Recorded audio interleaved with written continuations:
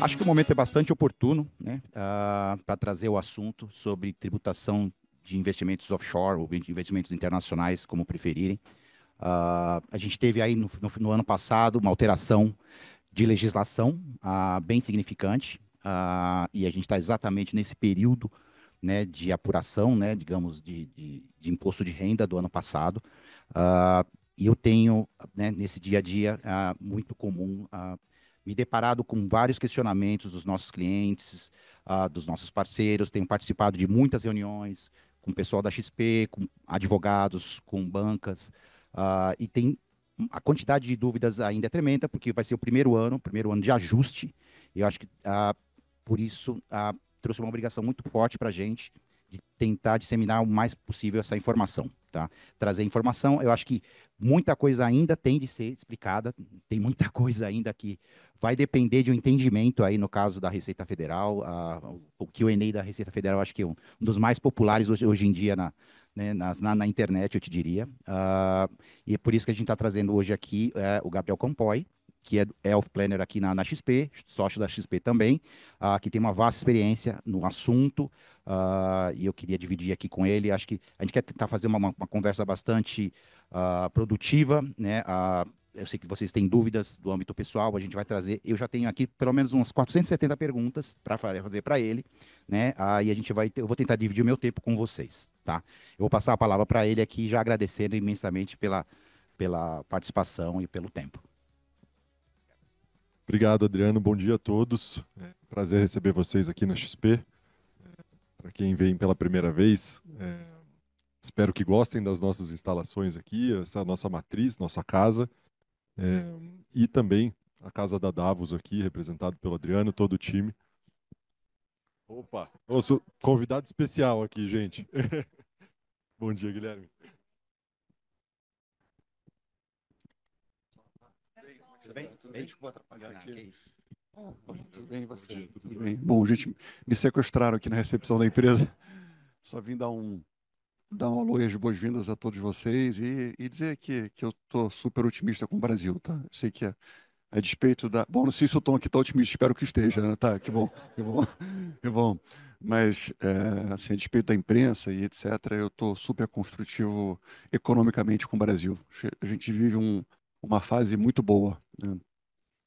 Não só porque a gente veio de 6 anos onde a gente fez muitas reformas no Brasil, então desde o Michel Temer até o Bolsonaro, e até mesmo no governo atual a gente fez alguns avanços importantes. Eu achei que a tributária e o novo arcabouço fiscal evoluíram a gente. Evidente que tem muitos setores que fazem lobby nessas horas e nunca sai perfeito, mas eu acho que a gente está melhor do que a gente estava anteriormente. Então, assim, essa agenda de muitas reformas deixam o país mais azeitado e até por isso que a gente vê que nem o economista consegue entender por que que a economia começa-se o ano achando que vai crescer 1% ao ano e acaba-se o ano crescendo 3% ao ano, né? Então, esse ano eu acho que vai ser algo similar. E, em paralelo a isso tudo, o Brasil virou um grande exportador, talvez um dos maiores do mundo, né? Então, o Brasil esse ano ele vai se transformar no maior exportador agrícola do mundo. É, a gente começou a exportar óleo, começou a exportar infraestrutura, tem uma agenda trilionária, são quase R$ 1 trilhão que vão ser investidos até 2030. Né? Energia limpa, a gente tem a melhor matriz energética do mundo. Então, isso tudo me faz ter uma boa convicção que é tudo mais constante. É difícil acreditar, e dado que a gente não tem mais dívida externa, então o Brasil lá de 2002 era um país que tinha dívida externa. O Brasil não tem dívida externa. O Brasil só tem dívida interna. E a gente tem uma balança comercial que vai crescer cada vez mais. Em 2030, o Brasil deve estar entre os 5 maiores exportadores de óleo do mundo, de petróleo do mundo. Então isso é muito forte. Então isso me remete a acreditar que o nosso câmbio deveria ir mais para 4,50 do que para 5,50. Isso tudo ajuda a segurar a inflação, ajuda a cortar os juros com mais velocidade. Então, eu acho que a gente vai voltar ao normal vendo os juros aí na faixa de 7,5%, 8%. Eu acho que essa é a minha opinião de enxergar juros até meados do ano que vem, de 25. Né? Então, tudo volta a funcionar novamente. É difícil ter um Brasil com juros de 14% ao ano, né? Ninguém investe, ninguém toma risco, ninguém empreende, porque o custo de oportunidade é muito alto. Então, falei isso tudo.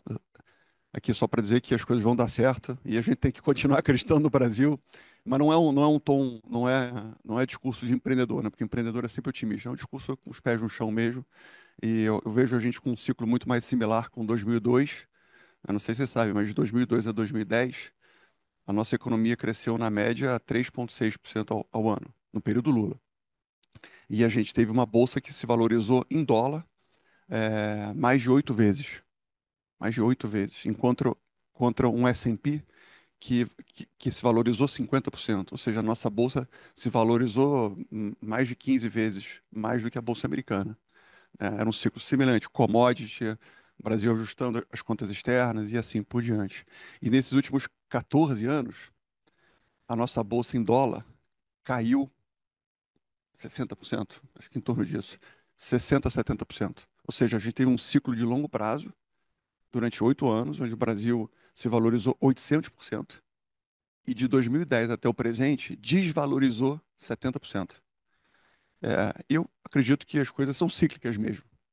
A gente teve uma gestão muito conturbada, depois do Lula entrou a Dilma, fez muita confusão, depois teve impeachment e etc. Então foi uma década abandonada quase.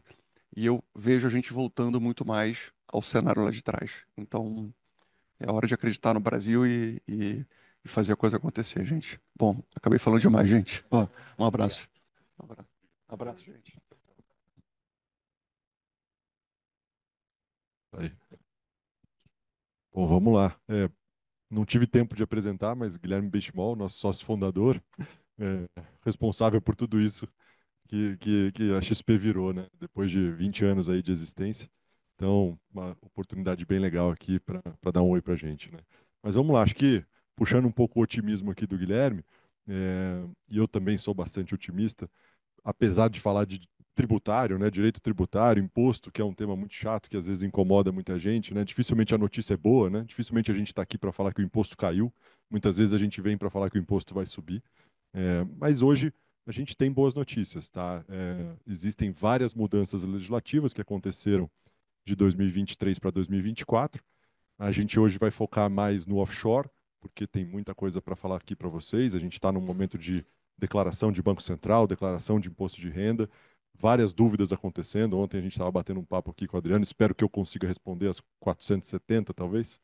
É, e a ideia hoje é a gente fazer mesmo um bate-papo para mostrar o que mudou, né? Começando aqui para mostrar exatamente o que mudou de 2023 para 2024, porque agora a gente tem uma lei nova, de fato em vigor desde 1º de janeiro, e a gente precisa se adaptar a isso, né? Então, o objetivo hoje é fazer uma introdução aqui com o tema e depois a gente faz um bate-papo e aí fiquem super à vontade para Super perguntar. aberto. Tá? Eu vou ter que mudar para cá para mudar os slides aqui, mas vamos lá.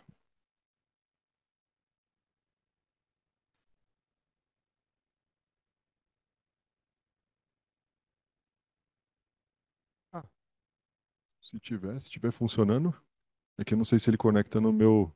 Mas tudo bem, são poucos slides aqui.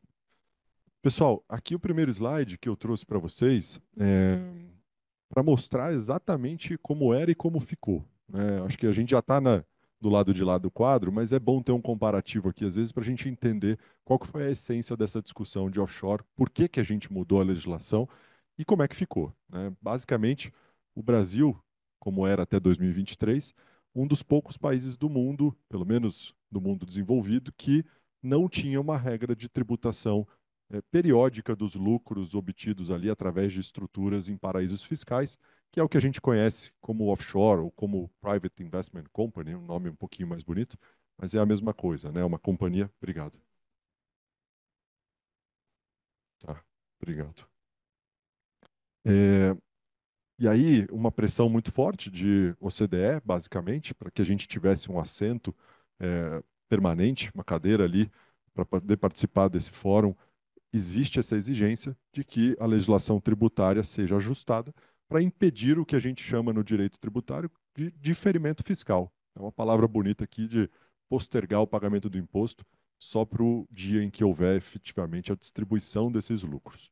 Então, até o ano passado, a gente não tinha nenhuma regra no direito brasileiro que exigisse o pagamento do imposto de renda da pessoa física até que houvesse efetivamente a distribuição dos dividendos, né, do lucro de uma companhia para o bolso do sócio, do acionista. Tá?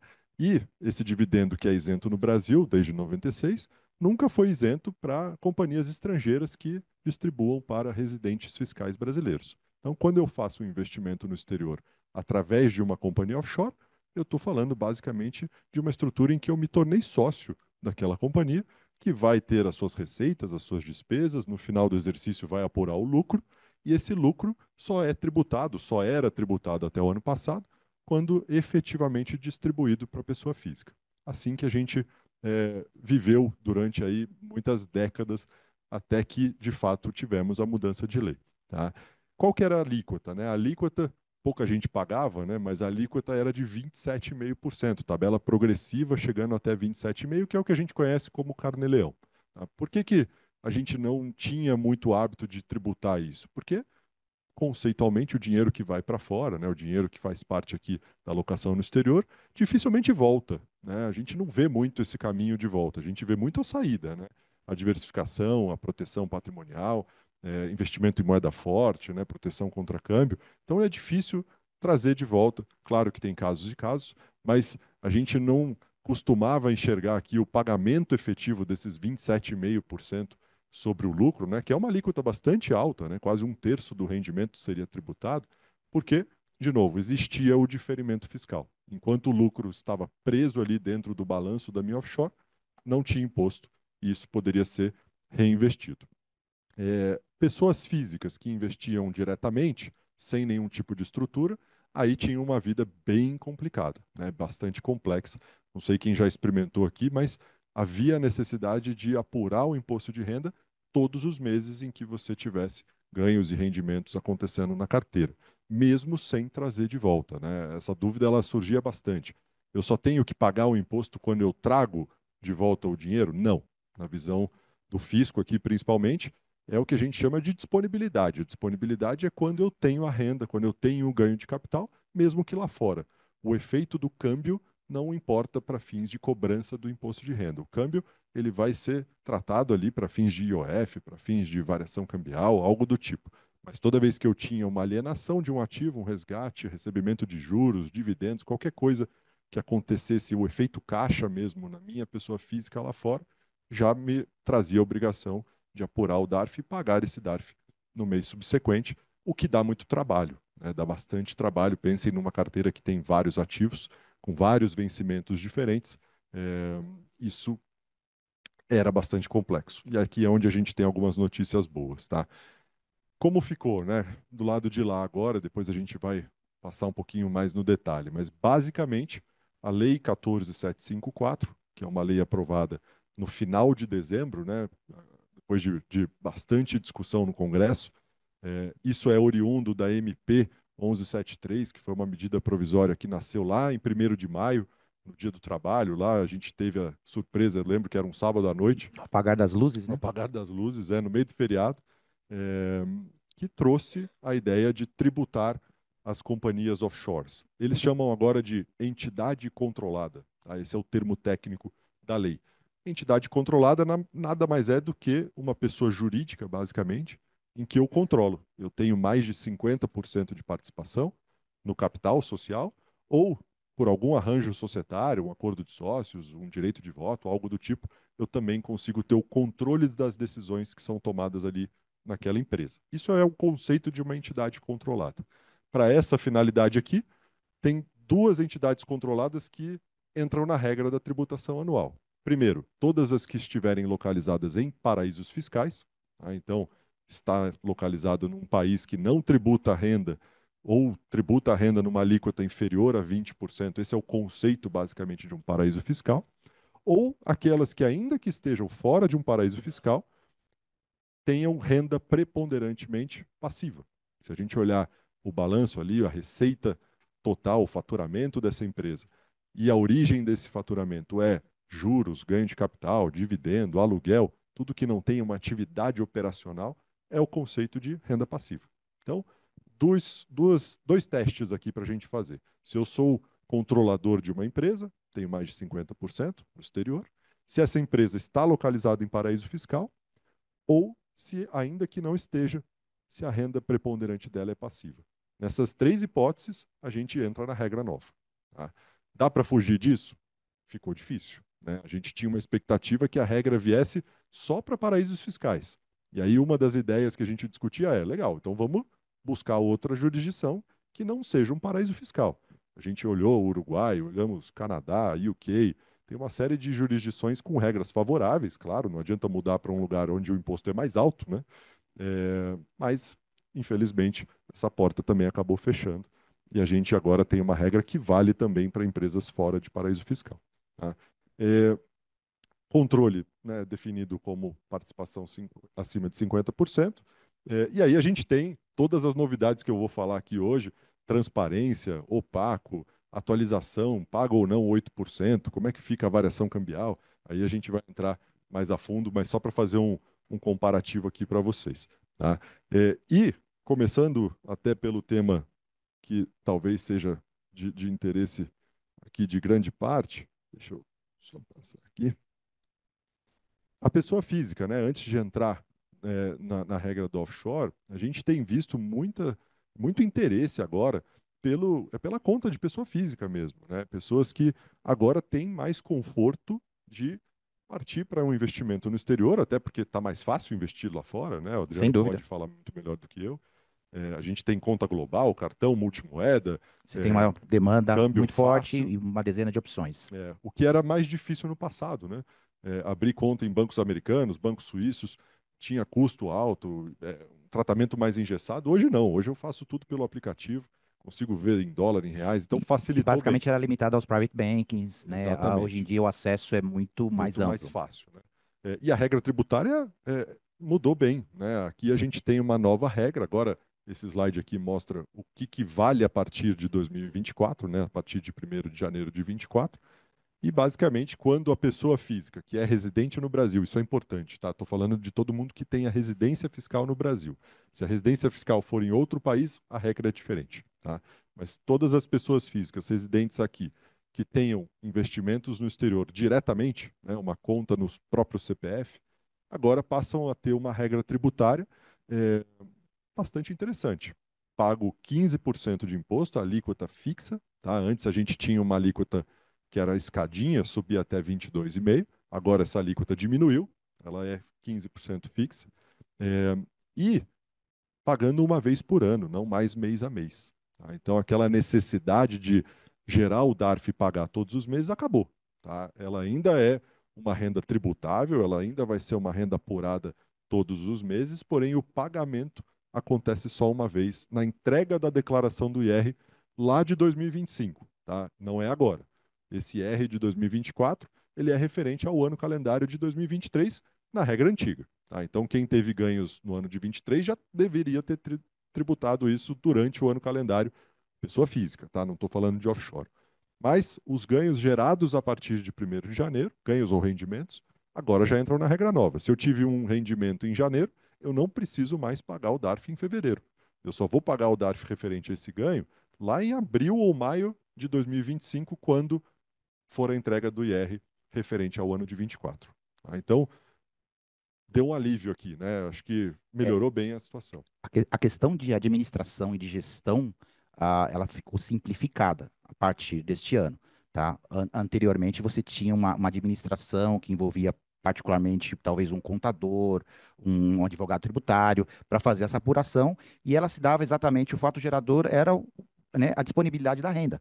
Né? E isso exigia muito mais trabalho, muito mais administração. Então, essa talvez seja uma das grandes vantagens também do novo modelo. Sem dúvida. Outra mudança. Fique à vontade. Não, não. Bom ponto, tá? Eu estou falando aqui como se fosse uma coisa só, mas a regra vale para investimentos financeiros, tá? Outros tipos de ativos ficam na regra antiga. Então, por exemplo, se eu tenho um imóvel na pessoa física lá fora e recebo um aluguel, esse aluguel ele será tratado ainda no Carnê-Leão, tá? A tabela progressiva de até 27,5%. Ah, mas o imóvel está no exterior. Perfeito, mas não é um ativo financeiro, tá? Mesma coisa se eu tenho, por exemplo, uma empresa lá fora que é operacional, a gente já vai entrar no mundo das empresas aqui, mas eu faço uma venda de uma participação societária, eu entro na tabela progressiva de até 22,5%, não na alíquota fixa de 15%. Então, tem que tomar cuidado um pouquinho. Aqui vale só para ativos financeiros, tá?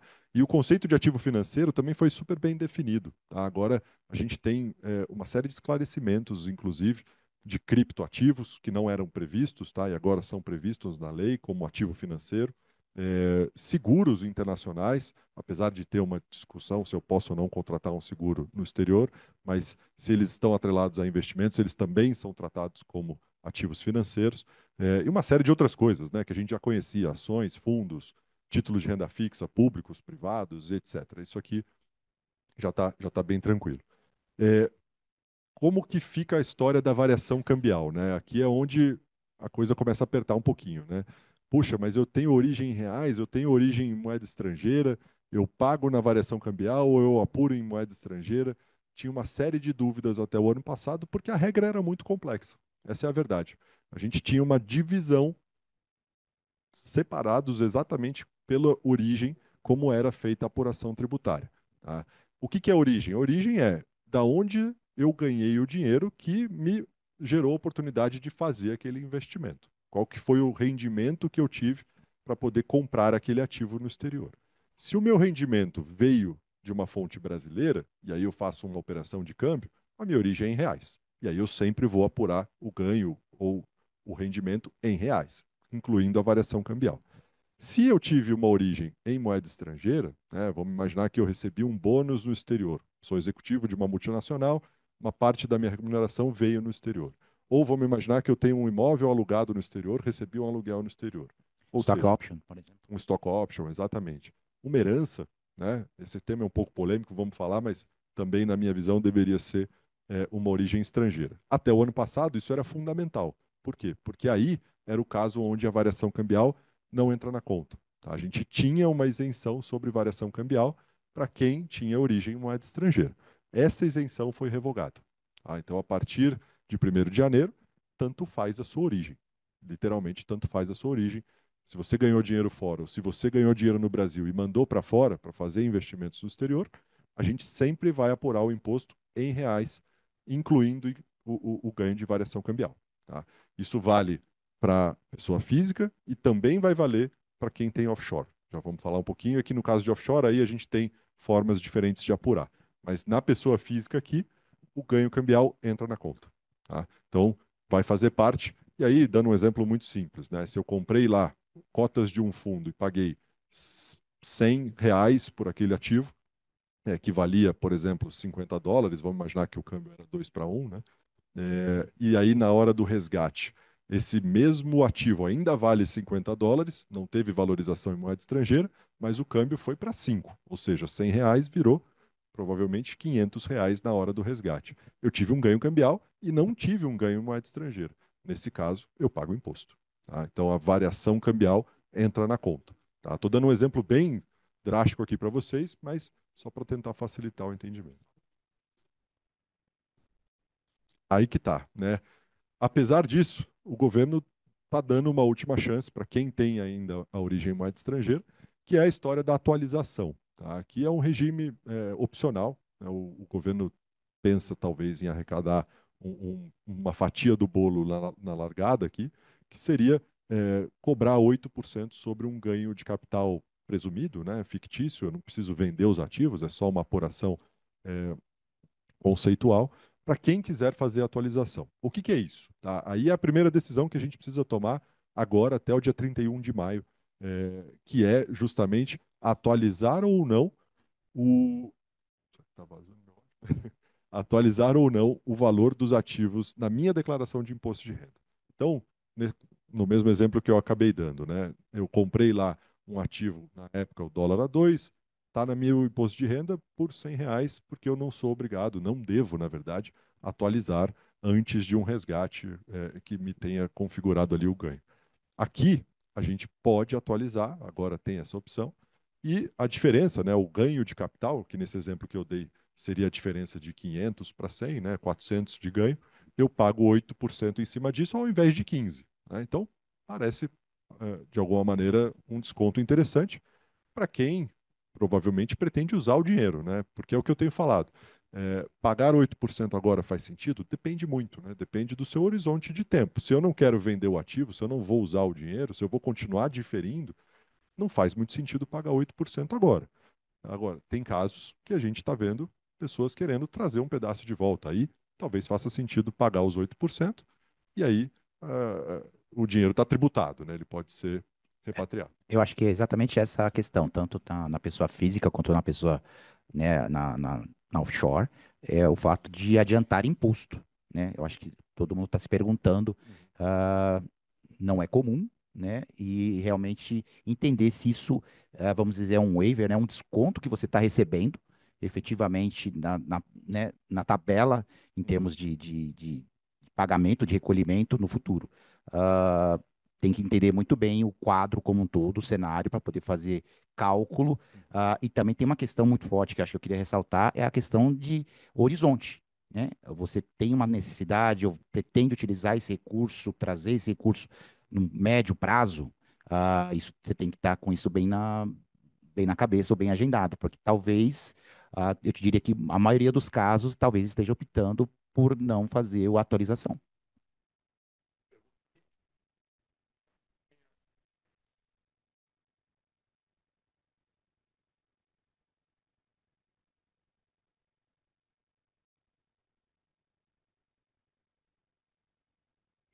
Boa pergunta.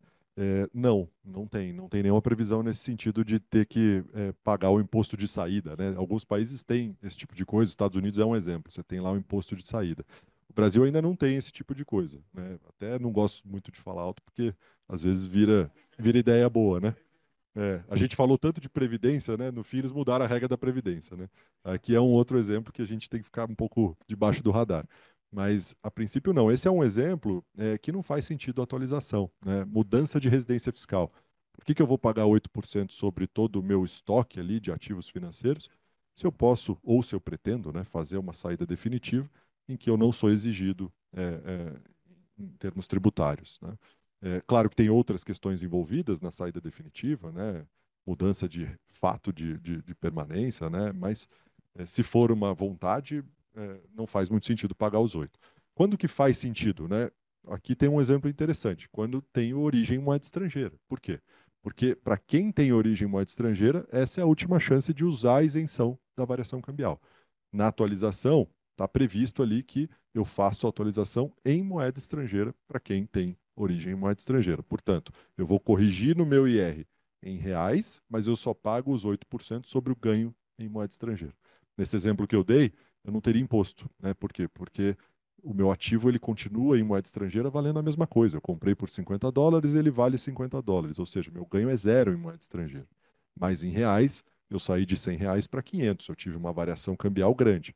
Então eu corrigiria para 500 no meu IR com zero de imposto nesse exemplo. É claro que é difícil não ter nenhum ganho em moeda estrangeira, né? Principalmente para quem começou a investir lá atrás, mas é um exemplo prático aqui de quando faz sentido pagar os 8%, porque é a última chance que a gente tem. A partir daqui, todo mundo tem origem em reais, né? A origem não é mais um fator importante para fazer a conta. Tinha uma pergunta ali.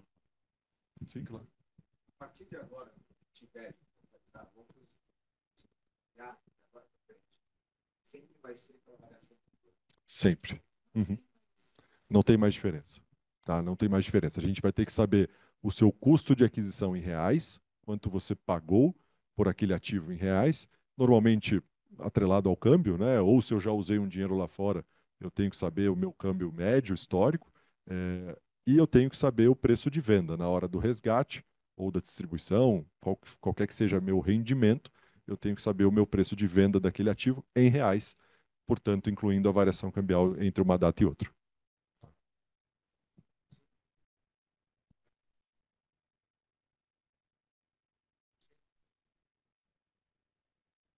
Aí depende. Se eu fizer a atualização, perfeito, né? Porque aí eu paguei os 8% e o câmbio da atualização, eu estava até olhando ontem, é de 4,84. Tá? Então, quem quiser fazer a atualização vai ter que usar o câmbio de 4,84, que é o dólar venda lá do dia 29 de dezembro, que era o último dia útil de 23.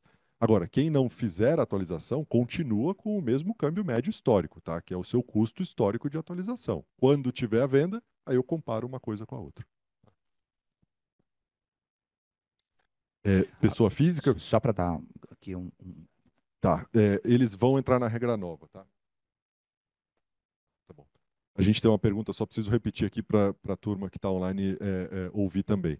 É, a gente tem uma pergunta relativa aos lucros de períodos anteriores no caso de offshore. Tá? A gente já vai entrar em detalhe aqui, mas a boa notícia é que eles entraram na regra nova. Tá? Então eu não vou pagar 27,5 naqueles lucros anteriores, eu vou pagar 15 e ainda mantenho o diferimento. Tá? Eu não vou ser obrigado a tributar anualmente, eu só vou pagar quando efetivamente distribuídos. Mas a gente vai falar no detalhe aqui na sequência. Tá? Um ponto só importante que eu não falei, que também é uma novidade muito legal para a pessoa física, é a compensação de perdas, né, que agora passa a existir. Até o ano passado, eu não podia compensar absolutamente nada em relação a perdas realizadas. Então, exemplo super simples, né? Vendi um ativo, uma ação, por exemplo, com prejuízo e tive um resgate de um fundo de renda fixa com ganho. Eu não conseguia compensar uma coisa com a outra. Eu ia jogar fora o meu prejuízo e iria tributar o ganho normalmente. Agora não. Agora eu vou somar todo o resultado, o ganho líquido de prejuízos e lucros de todos os ativos financeiros, tá? Não entra ativos não financeiros, mas tudo que for ativo financeiro, eu somo o resultado do ano, né? Ali no final da minha declaração e pago 15% na entrega do IR do ano seguinte. Campoy, aquela dúvida em relação a ativos de mesma espécie. Eu lembro que foi Sim, boa muito pergunta. discutida, aí agora você está entrando nesse novo, vamos dizer assim, nessa nova colocação. Me explica um pouco como é É, que ficou, só para que todo mundo acompanhe também aí. aqui eu acho que a notícia é boa, tá? Porque onde que a gente tinha a previsão de compensação? Ganhos em bolsa, basicamente é o que a gente tinha aqui no Brasil, né? Só que ganhos em bolsa pressupõe ativos negociados em bolsa, ações, né? Ações ou cotas de fundo imobiliário, ETF, qualquer tipo de ativo que Exatamente. tenha negociação em ambiente de bolsa. Aqui é onde a gente conseguiria, né? Sempre conseguimos, na verdade, compensar perdas. Mesma espécie, né? Ativos de renda variável. Lá fora não veio essa exigência, pelo menos na minha leitura da lei. A gente tem uma expectativa agora da instrução normativa que vai sair no dia 15, né? Exatamente. Acho que a Receita vai respeitar, porque não houve exigência na lei que seja um ativo de mesma espécie. Ou seja, eu vou poder, na minha leitura, compensar um ganho de renda variável com uma perda de renda fixa, ou o contrário. Tá? Não precisa ser de mesma natureza. Mas vamos aguardar a resposta aqui da Receita Federal. Exatamente esse é o ponto, né? Na verdade, a gente tem falado com a XP, a gente também tem escutado dos escritórios de advocacia, existem entendimentos diversos. A gente vai ter que realmente aguardar a instrução normativa para poder entender um pouco melhor. Por quê? Porque definitivamente no início digamos, da legislação, da homologação, houve um entendimento que eram vamos apenas a compensação com ativos de mesma espécie, ou seja, renda variável com renda variável e renda fixa com renda fixa, tá? Passado alguns meses, aí na verdade 2 meses, o entendimento mudou bastante, até porque no teor da lei ninguém definitivamente encontrou essa questão de mesma espécie, né? Exato. Mas ainda continuamos aguardando aí, é mais um dos itens que estamos aguardando É. uma instrução. E é uma notícia boa, né? No fim do dia, uma notícia bem positiva. A gente tem clientes aqui que estão preferindo operar o mercado de renda variável lá fora por conta disso, porque eu vou poder compensar com outras classes de ativos, né? Onde eu não consigo no Brasil por enquanto. Espero que a gente consiga ajustar isso no mercado onshore também. E só para fechar aqui, pessoa física, a declaração dos ativos continua igual, tá? Eu tenho que declarar ativo por ativo, linha a linha no meu imposto de renda. É uma declaração um pouco mais complexa do que offshore, né? Porque se eu tiver ali uma carteira com 30 ativos, né, bonds, ações, fundos, no meu imposto de renda terão 30 linhas, um a um. Tá? Essa é uma declaração mais chatinha de fazer, mas a vantagem é que o imposto ele é cobrado só no momento da realização, efeito caixa, tá? Que vai ser um pouco diferente da offshore que a gente vai falar agora. Sim, sim, perfeito. Isso não mudou, tá? Até a pergunta aqui, bem lembrada. A pergunta que a gente tem aqui é em relação à compensação de um imposto que tenha sido pago no exterior. Tá? O Brasil tem tratados com alguns países e também reconhece o que a gente chama de reciprocidade com outros países, ainda que não tenha tratado, para evitar o que a gente chama de dupla tributação. Tá? Então, se eu faço um investimento nos Estados Unidos, por exemplo, onde não tem tratado, mas existe reciprocidade, e eu sou tributado na fonte, nos Estados Unidos, eu consigo utilizar isso como um crédito para poder abater o meu imposto de renda aqui. Geralmente a alíquota lá é maior do que a nossa, né? Então, muitas vezes, eu não tenho saldo devedor aqui, porque já foi tributado em uma alíquota maior na fonte. Isso é possível, continua sendo possível para pessoa física e também será possível para offshore. A gente vai falar. Antecipação, 8%. Eu posso usar o que eu já paguei nos últimos anos? Não, infelizmente não. Não, nessa atualização não. Porque essa atualização ela é fictícia, né? Eu não estou vendendo nenhum ativo. Diferentemente, se eu aproveitar o momento e liquidar minha carteira, e aí sim, a princípio, a gente poderia conseguir fazer. Mas sem liquidação de ativo e sem pagamento de imposto no mesmo exercício, é difícil conseguir essa compensação, tá? Os tratados normalmente prevêem a compensação de impostos pagos no mesmo exercício, no mesmo ano calendário. O que ficou no passado deveria ter sido compensado no passado.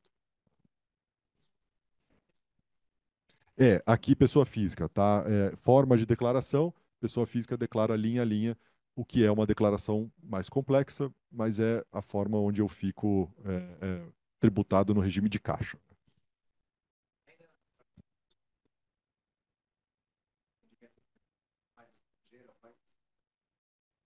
Não, aí acabou essa história de moeda estrangeira, tá? A gente tinha um software, né, que é o GCAP, o ganho de capital em moeda estrangeira.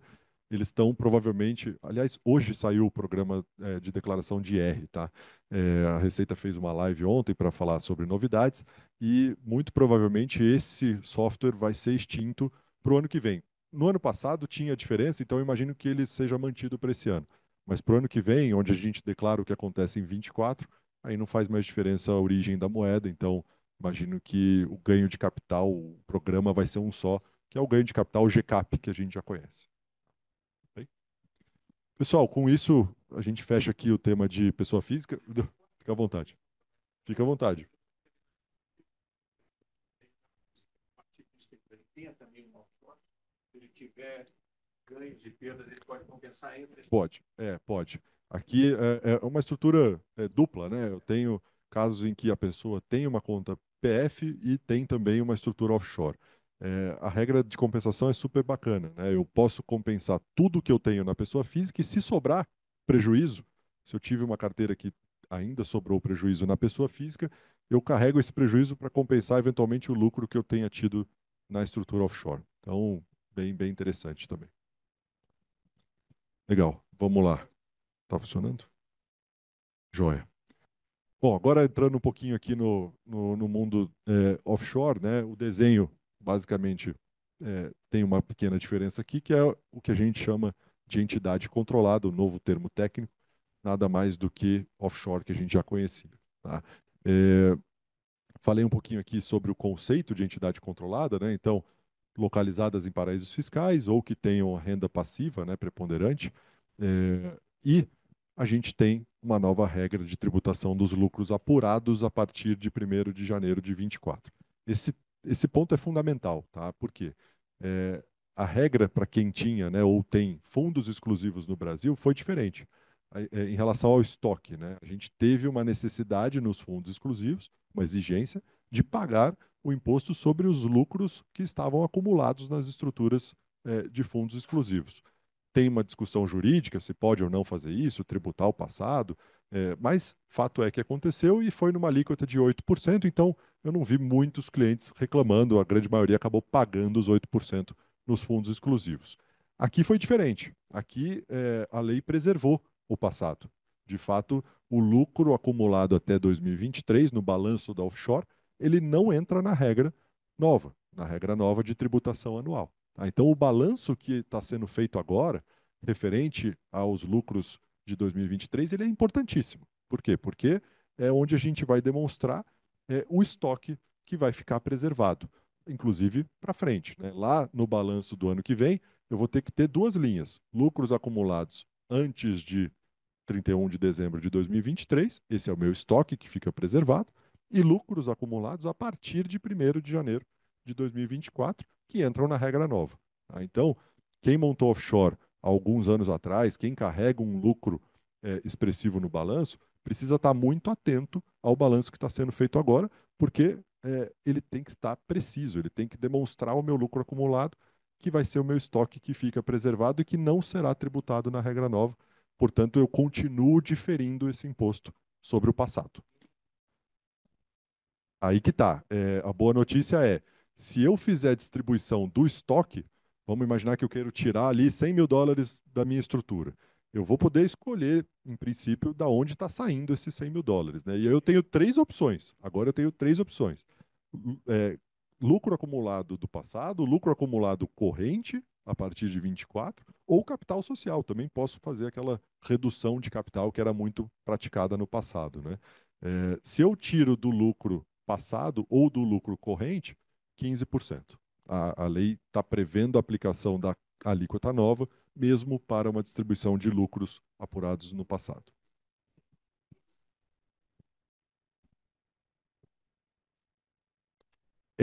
Só que a regra é um pouquinho diferente. O prejuízo da pessoa física eu posso compensar com o lucro da offshore. E é o prejuízo excessivo, né? Depois de compensar todos os lucros da pessoa física, se sobrar prejuízo, aí sim eu posso trazer para compensação do lucro da offshore. O que eu não posso fazer é o contrário. Eu não posso pegar o prejuízo da minha offshore para compensar com lucros da pessoa física. Isso não está previsto. Tá?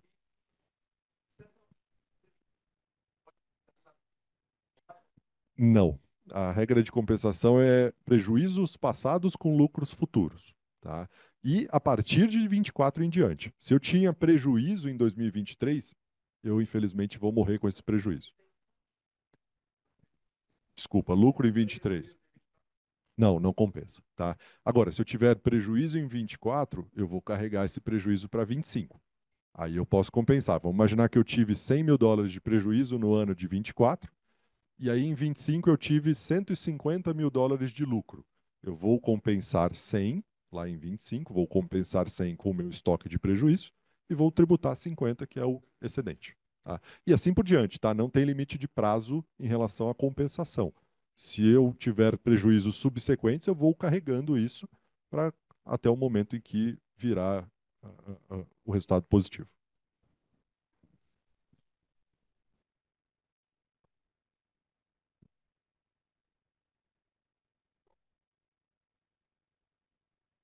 Então, aí vamos lá. Agora a gente entra no ponto mais polêmico. Né? Vamos repetir a pergunta. Vamos lá. Pessoal, aqui está a grande discussão desse momento, tá? Especialmente na elaboração de balanço. A pergunta foi como eu vou tributar ativos que tenham, por exemplo, marcação a mercado, no caso, uma ação que sobe e desce de preço ao longo do ano, e que eu ainda não fiz o efeito caixa, que eu não vendi, eu não resgatei, enfim, eu não recebi nenhum tipo de dividendo ou cupom atrelado a esse ativo. A regra que foi desenhada é uma regra que parte de uma premissa muito importante do mundo da contabilidade e não do direito tributário. Tá? Então aqui a gente tem que trabalhar com os dois cenários. Primeiro eu acho o lucro com base nas regras contábeis, para depois aplicar a regra tributária. Depois eu pago 15% em cima desse lucro. Então, para responder essa dúvida, a gente tem que olhar o que a contabilidade determina fazer para achar o que a gente está chamando de lucro. Tá? E aí tem uma série de discussões, eu nem vou me atrever aqui a entrar muito no detalhe para vocês, porque vocês vão morrer de tédio, tá? Mas é basicamente o seguinte: em princípio, a contabilidade determina que os ativos financeiros, tudo que for aplicação financeira, tem que ser demonstrado no balanço a valor de mercado. Tá? Então, se eu comprei uma ação a 10, lá no início do ano, e quando eu faço o meu balanço de 31 de dezembro, essa ação está valendo 20, eu tenho que demonstrar no meu balanço essa ação por 20. Mas se eu paguei 10, eu tive, de alguma maneira, um ganho. Né? Um ganho ainda não realizado, mas no meu balanço eu tenho que mostrar isso a 20. Qual que é a contrapartida disso? Qual que é o efeito disso? Esse ganho ainda não realizado, geralmente, ele vai estar demonstrado na conta de lucro. Tá? Mas é um lucro ainda não realizado. Esse é o problema de tributar ativos no que a gente chama de regime de competência. É diferente da pessoa física. Né? A pessoa física, a gente estava falando aqui, que é o regime de caixa. Entrou dinheiro no caixa, eu pago o imposto. Não importa a flutuação do preço. No regime de competência, não. tá? No regime de competência, eu preciso dizer qual é o valor de mercado naquela data e eu normalmente apuro imposto sobre a flutuação de preço, tá? Faz sentido isso? É o que está escrito na contabilidade, tá? E o direito está tributando o que a regra contábil determina. É, sempre foi, né? Sempre foi. Qualquer empresa no Brasil, quem é dono de empresa aqui, no lucro real principalmente, sabe disso, né? Eu tenho uma aplicação financeira no caixa da minha PJ, eu tenho que mostrar no meu balanço o valor de mercado dessa aplicação e eu pago lá os 34%, no caso de PJ brasileira, sobre a marcação a mercado, que é o que a gente chama de regime de competência. E isso é para o bem e para o mal, né? Por quê? Porque eu estou dando um exemplo aqui de um ativo que valorizou, mas essa mesma ação ela pode valer zero, né? Eu comprei a 10, ela pode valer 1, perdi ali 90% eventualmente, e essa perda ela também vai ser registrada na minha conta ali de lucros acumulados, né? Na verdade, ela pode até gerar um prejuízo, dependendo da composição da carteira. Então, é para o bem ou para o mal, tá? Só que aí vem a história da contabilidade criativa, né? Como é que a gente vai aplicar essa regra, principalmente pensando que a partir de agora o que for lucro será tributado. É, precisa, tá? Não, na verdade não é um contador brasileiro, tá? O balanço, ele tem que ser preparado se a entidade estiver num paraíso fiscal, que é a grande parte dos casos, né? Bahamas, BVI, o balanço tem que seguir a regra contábil brasileira, tá? E a regra contábil brasileira, basicamente, desde 2009, atende o padrão internacional, que é o que a gente chama de IFRS, tá? E aí existe lá o que a gente chama de CPC 48, que é a instrução de como contabilizar ativos financeiros, que basicamente vai dizer isso, tá? Tudo que for ativo financeiro, marca mercado com contrapartida na conta de lucro acumulado. Existem exceções, tá? Aqui é onde está a dúvida, tá? Principalmente para ativos que não têm liquidez ou que são de longuíssimo prazo. Private equities, por exemplo, né? Eu tenho lá fundos que investem em empresas que serão vendidas no longo prazo. É Os de difícil líquidos, dizer né? quanto vale, né? Quanto vale aquele ativo? Ele pode valer muito, pode valer nada, depende muito do tempo, né? E aí, será que faz sentido pagar 15% de algo que pode virar zero lá na frente? Não faz muito sentido. Aí é onde o CPC 48 traz ali uma alternativa, na verdade, uma exceção, de continuar marcando a mercado, porém não jogar o reflexo disso no lucro, e sim em uma conta que a gente chama de outros resultados abrangentes, que não vai trazer a necessidade de tributação no balanço, tá? Só que aí muita gente está querendo usar a exceção como regra, né? Pegar todos os ativos e não jogar no lucro, jogar nessa outra conta que não deveria disparar o imposto. Aqui é onde mora o perigo. Literalmente, a Receita Federal já falou no Perguntas e Respostas que ela entende a necessidade de marcação a mercado de todos os ativos financeiros, tá? E aí vai ter uma briga muito grande de contadores e advogados tributaristas aqui com o fisco, né? Como é que a gente pode usar a contabilidade para poder melhorar a eficiência tributária, tá? Mas aqui é onde está a discussão mais perigosa, eu diria. Imóveis, na verdade, não entra na regra do CPC 48. Tem um outro CPC que fala de contabilização de imóveis e geralmente mantém-se a custo, tá? Se eu não estou adquirindo o que eles chamam de uma propriedade para investimento, se é um imóvel do meu uso ou do meu imobilizado não circulante, eu fico ali no custo de aquisição. E aí eu não tenho esse problema, porque eu não sou obrigado a marcar a mercado. Até porque no imóvel é difícil dizer o valor de mercado, né? Eu tenho Você tem mais poucos dificuldade, né? elementos, né? Então, em princípio, imóveis ficam a custo no balanço até que seja vendido, né? Quando vendido, aí eu vou saber o ganho, aí eu vou tributar. 15%. 15%. Tá, a alíquota ficou em 15% também. Essa é a boa notícia, né? A gente tinha uma alíquota de até 27,5%, que pouca gente pagava, mas era o que estava previsto. E agora a alíquota caiu para 15%. Então, tem uma troca aqui, né? Eu tinha uma alíquota mais alta, mas só era exigido quando distribuído o lucro, que podia nunca acontecer, né? Tinha ali o diferimento. Agora eu tenho uma alíquota mais baixa, 15%, porém, uma vez por ano. Não, não. Estou falando de ativos no exterior, tá? Sempre ativos no exterior. Ativos no Brasil tem regra totalmente diferente.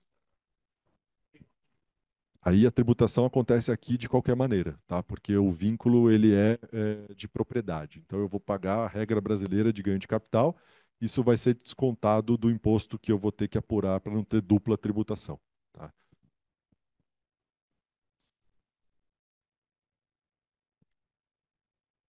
Pode. Tudo que está no meu balanço é compensável, tá? A princípio, tudo que está no meu balanço em termos de receitas e despesas é compensável para achar o lucro líquido, tá?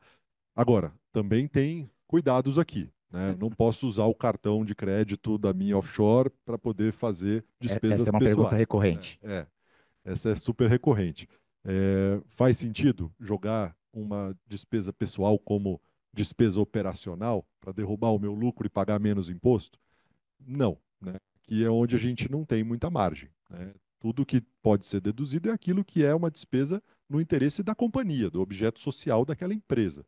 Se eu estou usando aquele recurso para benefício do sócio, do acionista, aí deveria ser tratado como uma distribuição, né? Distribui, paga o imposto e aí gasta na pessoa física, tá? Assim que a gente orienta. A gente tem uma pergunta ali no fundo.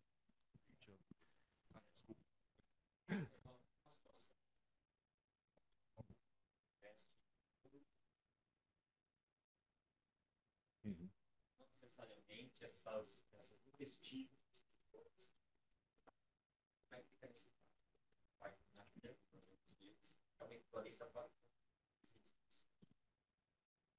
A pergunta aqui, só para a turma ouvir, como é que fica a situação em que a minha offshore investe em outras offshores, né? Ela tem ali subsidiárias que podem estar no exterior e podem até eventualmente estar no Brasil.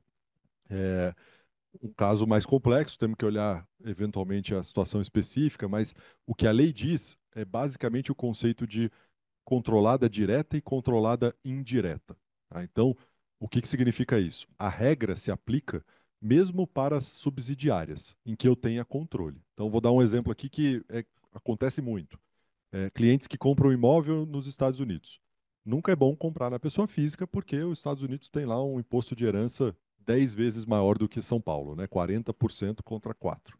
É, então, a gente normalmente monta aquela estrutura de LLC mais a offshore. Portanto, eu sou dono de uma companhia offshore, Bahamas BVI, que por sua vez é dono de uma LLC, uma companhia americana, que é dona do imóvel, tá? Então, eu tenho uma subsidiária.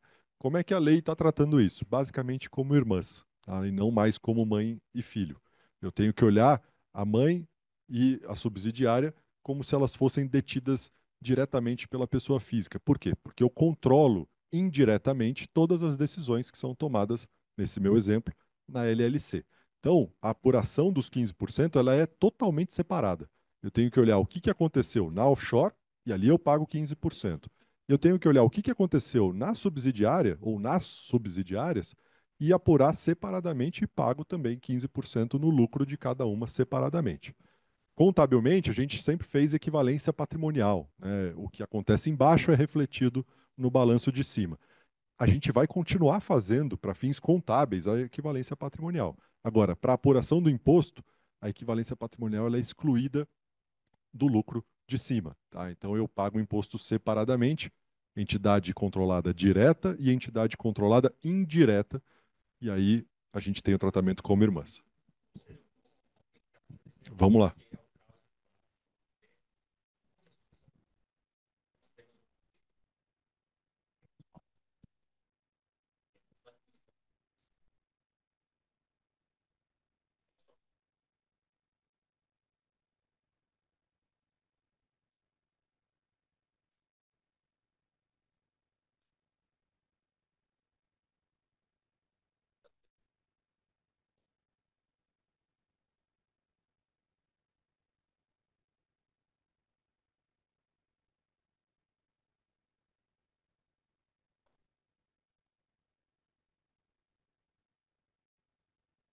Perfeito.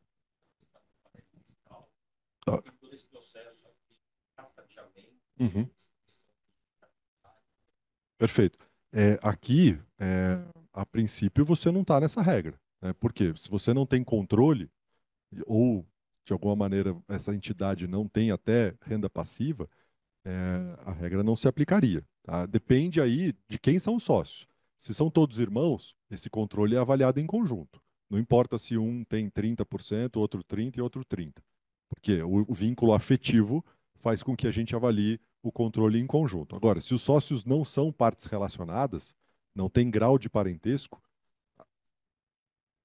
aí que tá. A gente tem que olhar o acordo de sócios, a diretoria, tem que entender quem manda naquela sociedade. Se o administrador ele tem também um conselho ali pulverizado, né, se ele não consegue tomar decisões sozinhos, aí também, a princípio, você não entrou na regra. Tá? A regra é entidade controlada, direta ou indireta. O que significa isso? A offshore ou as subsidiárias. Se eu não tenho controle, porque isso é pulverizado, em princípio eu não estou nessa regra. Tá? E aí eu fico na regra de diferimento. Eu pago no regime de caixa na alíquota nova de 15%. Tá? Mas tem que tomar cuidado para entender onde está o controle dessa sociedade. Mas depois a gente conversa.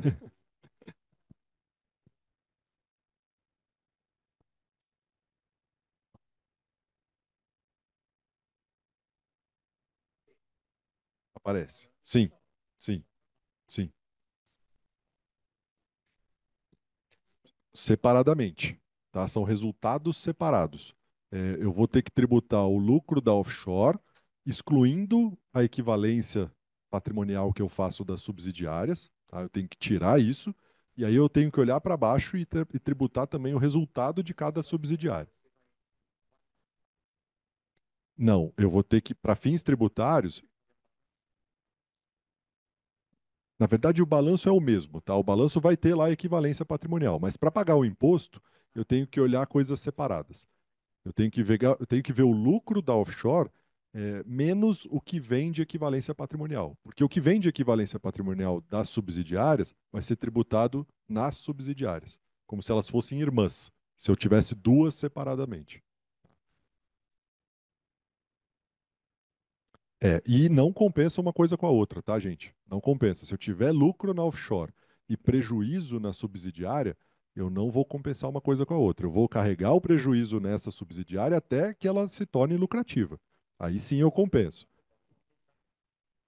Dentro da subsidiária, sim. Por isso que eu digo, são irmãs. Elas não são mais pais e filhos.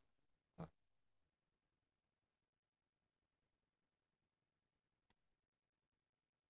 Eu tenho que saber exatamente o que é equivalência patrimonial para excluir isso do balanço da offshore e tributar separadamente. Tá?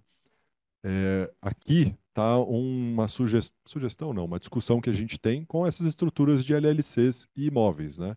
Por quê? Porque até o ano passado isso vinha, né? O prejuízo, normalmente, se o imóvel não está alugado, né? Eu tenho ali despesas de manutenção. É uma sociedade deficitária, né? E esse prejuízo ele era refletido no balanço de cima, né? Por quê? Porque a de cima controla a de baixo.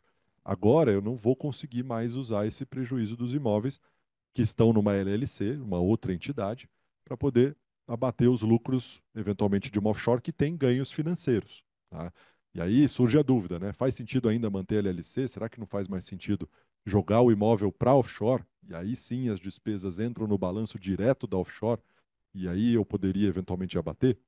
É uma das sugestões aqui que a gente tem discutido com vários clientes.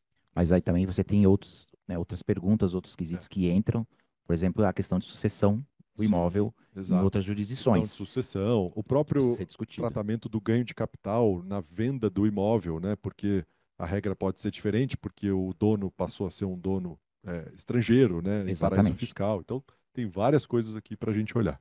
Tá? 24, tá, gente? Tudo isso que eu estou falando é para 24. 23, regra antiga. Tá? Então, agora, como é que ficou isso? Tá? Se a minha offshore está em paraíso fiscal, ela precisa ter um balanço que obedeça às regras de contabilidade brasileira. Tá? Não, não. Por quê? Porque a regra brasileira adota o padrão internacional. Então, se eu tenho um contador estrangeiro habilitado a fazer um balanço na regra internacional, já seria, na minha visão, suficiente.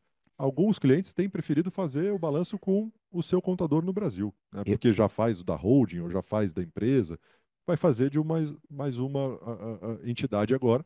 É, eu, que É um pode detalhe assinar. bastante interessante, né? Na verdade, a gente está na discussão, então, exatamente no momento em falar de balanço. Eu acho que, né, a base para toda essa apuração, ela vai ser o balanço, tá? E a gente tem que tomar muito cuidado, porque tem uma mudança bastante, vamos dizer, drástica em termos de apuração, e nem todos os contadores e nem todos os escritórios estão tão bem preparados para adotar as novas regras. Então, eu acho que é importante olhar isso de perto. Ah, a- o modelo de gestão dos anos anteriores era um pouco mais tranquilo, vamos dizer, do ponto de vista, né? Você não tinha um recolhimento, uma apuração em definitivo, mas a partir de agora você tem, né? E o ano base é o ano 2023. Quer dizer, então, esse balanço desse ano ele é extremamente importante, e ele tem que seguir esse modelo internacional, né? Então, eu acho que isso ainda mais é um objeto aqui para bastante precaução, tá? Eu só queria levantar esse ponto porque acho que é bastante importante. Até porque tinham situações em que não se fazia o balanço, Era né? opcional.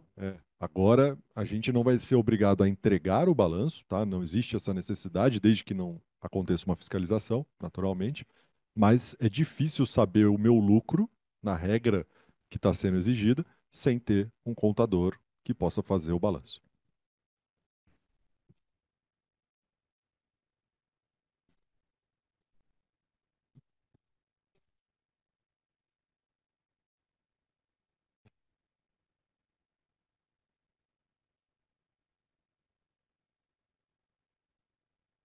É, olha, é, depende. Não, concordo. É, é.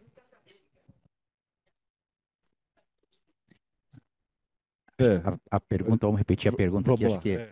que o fato é tentar entender como é que a Receita Federal está preparada para dar suporte a essas questões. Eu acho que a gente não é o Não, trivial, é um mundo novo, né?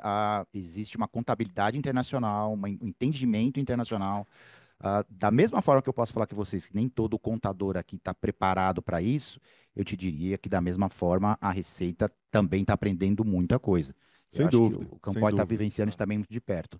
Sem dúvida, concordo. Depende muito de quem está te fiscalizando, essa é a verdade, né? Existe uma delegacia especial que fica, se eu não me engano, em Belo Horizonte, inclusive, que é uma delegacia de fiscalização dos grandes contribuintes, tá? Então, grandes contribuintes têm uma atenção especial aqui do fisco, que provavelmente é um time mais qualificado, tá? Agora, quem não tem esse privilégio de ser fiscalizado como um grande contribuinte, provavelmente está ali no varejo da Receita Federal, né? É, isso pode ser bom ou pode ser ruim, depende muito da situação do caso a caso, tá? Mas geralmente é uma discussão difícil, tá? Tecnicamente é uma discussão difícil, tá? Eu já tive a experiência de lidar com fiscalizações e autuações e muitas vezes você está conversando ali com um técnico que não conhece do tema, essa é a verdade, né? Muitas vezes isso vai acontecer, principalmente quando a lei muda, né? Então, a gente espera, claro, que tenha ali um treinamento, né, que tenha uma qualificação dos auditores da Receita, mas, gente, é difícil, né? Não é uma discussão fácil e eu acho que vai dar discussão, sem dúvida nenhuma, que terão situações peculiares ali que a gente vai ter que enfrentar a discussão. E aí é sempre bom ter o apoio de um bom tributarista aí, sem puxar sardinha para o meu lado aqui dos advogados, mas é importante ter o apoio. A gente não recomenda que o próprio cliente tome conta disso tudo, né? Eu acho que a gente tem que ter aqui bons profissionais apoiando para não fazer, não cometer erros, principalmente na apuração aqui dos lucros e no pagamento do DARF. Da mesma maneira que a XP está atuando, a maioria dos escritórios que fazem as constituições, eles já fornecem esse tipo de trabalho, de serviço, tá? Eu acho que é importante olhar isso com os provedores. A gente na Davos tem alguns parceiros que já atuam com a maioria dos nossos clientes, e eu ressalto isso pela questão do balanço. O balanço vai ser importantíssimo, ele era opcional, né, nos anos anteriores, e eu acho que agora a gente precisa ter isso assim, vamos dizer, de forma muito assertiva, porque é passível de uma autuação, de uma auditoria. entendeu? E aí você precisa ter suporte da forma com que foi constituído, foi confeccionado o balanço, entendeu? Eu acho que Perfeito. esse suporte é extremamente importante. Sem dúvida. Bom, vamos lá. Eu vou pular um item aqui que a gente tem um slide só para falar disso, mas como é que fica a história da variação cambial, né? Que é também diferente a regra a partir de agora. É, a gente tem a necessidade aqui de apuração do lucro em moeda estrangeira. Tá? O que que significa isso? Eu vou pagar 15% desde que eu tenha tido lucro em moeda estrangeira. Se eu não tive lucro em moeda estrangeira, não importa a variação cambial. Por quê? Porque 0 vezes 5 ou 6 ou 7, o resultado é zero, né? Então, a offshore, ela vai te proteger de alguma maneira, principalmente para quem ficar no modelo opaco, a gente vai entrar aqui, é, sobre ganhos de variação cambial antes da hora, né? Não faz muito sentido pagar 15% sobre a marcação a mercado, muitas vezes, dos ativos, em reais, né, de algo que ainda não foi efetivamente realizado. Então, aqui a gente tem uma estrutura que protege, de alguma maneira, essa história da variação cambial. Por quê? Porque eu preciso apurar primeiro o lucro em moeda estrangeira. Tá? Então, se eu tive lucro em moeda estrangeira, aí sim eu preciso converter isso para reais com a cotação do dólar de fechamento de balanço, normalmente 31 de dezembro, e aí eu achei o lucro em reais que vai ser tributado em 15%. Exemplo muito prático aqui, 100 mil dólares de lucro em 2024, né? Lembra, 23 fica fora da conta. Em 2024, se eu tive 100 mil dólares de lucro no meu balanço, eu converto para reais. Vamos imaginar também que o dólar continua ali, vou usar o exemplo do Guilherme, 4,50. Então a gente chegou em 450 mil reais de lucro, e aí eu pago 15% em cima disso. Tá? Essa é a conta. Paguei 15%, lá no IR do ano que vem, eu tenho um estoque de lucro já tributado. 450 mil reais já está tributado nesse meu exemplo. O que que significa isso? Que eu posso usar esse dinheiro, né? A gente, até o ano passado, via um receio muito grande das pessoas em usar o dinheiro da offshore, Exatamente. porque iria disparar 27,5% de imposto. Agora eu acho que essa história vai mudar bastante. Tá? A gente. Oi? Não, fica em reais. Tá? Fica em reais. Eu paguei 450 mil reais de imposto. Aliás, desculpa. Paguei sobre os 450 mil reais. O que que eu vou fazer na prática? Tá? Eu vou criar uma linha nova no meu imposto de renda, que a gente vai chamar provavelmente de lucros tributados a distribuir, tá? Então, dividendos a distribuir ou lucros a distribuir, que é um direito, né? Eu tenho um direito de receber esses 450 mil reais em algum momento que já estão tributados. Quando eu recebo, eu vou simplesmente baixar essa linha do meu IR. Eu não tenho que declarar um novo lucro e tributar novamente, não faz sentido. E aí vem a boa notícia. Se houver variação cambial nessa parcela, essa variação cambial é isenta. Tá? O que que significa isso?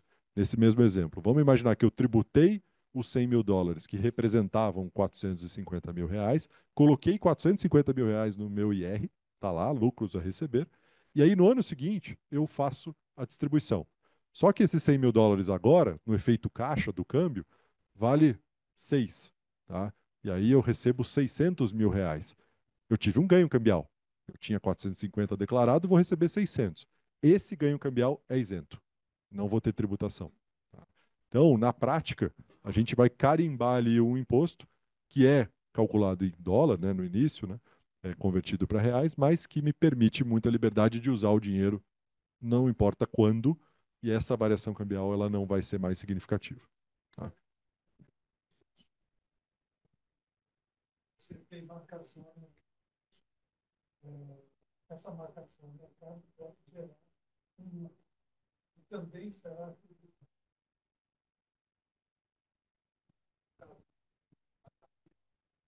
Isso. Exatamente, né? Nesse exemplo, né? Se eu comprei ações que valorizaram 100 mil dólares, eu ainda não vendi, mas elas valorizaram 100 mil dólares durante o ano calendário. Eu tenho que apurar 15% e pagar 15% sobre essa valorização, né? Convertendo para reais, nessa conta que eu fiz aqui, né? Converto para reais. Na verdade, não é que é mais a variação do real, vai ser sempre a cotação no fechamento do balanço. Então, se o dólar for 4 ou 6, Aí é a data do balanço, tá? É, isso, é isso. Na A prática acabou valorização acontecendo vai se dar isso. em reais. Isso, tá? O imposto sempre vai ser calculado em reais, mas ele parte de um lucro em moeda estrangeira, tá? O que que eu quero dizer com isso? Se as ações não valorizaram ou desvalorizaram, mas o dólar disparou, eu não tenho imposto, porque eu não vou ter tido lucro em moeda estrangeira. Tá? Então, percebam a diferença aqui. Isso é fundamental e achei boa essa regra. Sinceramente, gostei, porque protege o conceito de renda. Né? Eu tenho renda em moeda estrangeira para depois tributar em reais. Tudo bem? Sim, claro. As linhas separadas entre lucro já Sim, tributado. Estou pegando por exemplo. perfeito. Dólares Dólares. de ganho em 24. Câmbio no final de 24, 4,50. 450 reais. Esse imposto eu vou pagar até maio de 25. Suponho que eu queira trazer esse montante de 100 mil dólares de ganho para cá, só que o câmbio, em vez de 4,50, foi para 6. Eu vou trazer 600 mil reais e vou recolher, vou apurar, que é 15% sobre 450. É isso aí. É um rendimento isento, tá? Essa diferença. O 150, nessa sua diferença, né, de 450 que eu tributei para 600, é um rendimento isento de variação cambial. Vou lançar com isso como rendimento isento. Isso. Vai ficar lá. Eu tenho o lucro do exercício de 2024 de 100 mil dólares, que já está tributado, mas fica no balanço, se eu não distribuir. Se eu distribuir, naturalmente que eu vou tirar essa linha do balanço. Vou baixar do balanço. Vai somando tudo. Exatamente. Bom. Não. Declaração para o Banco Central. A gente tem uma dúvida aqui sobre DCBE, né? Declaração de Capitais Brasileiros no Exterior. Essa declaração, que inclusive a gente está com prazo aberto, né? Ela vai até o dia 5 de abril, então tem que tomar um pouquinho de cuidado, porque ela vence antes de entregar o IR, né? Mas é uma declaração para quem tem ativos no exterior superior ao valor de 1 milhão de dólares, tá? No somatório, né? Não individualmente, somando todos os ativos. Não muda nada, tá? Absolutamente nada na DCBE. A gente continua com a mesma regra. E para quem tem offshore, ela é uma declaração um pouco mais complexa de fazer sem balanço. Tem que ter balanço para conseguir fazer a DCBE, porque você tem ali a exigência de informar capital social, ativo, passivo, prejuízo, lucro, enfim, uma série de informações contábeis que só consigo enxergar no balanço. Tá?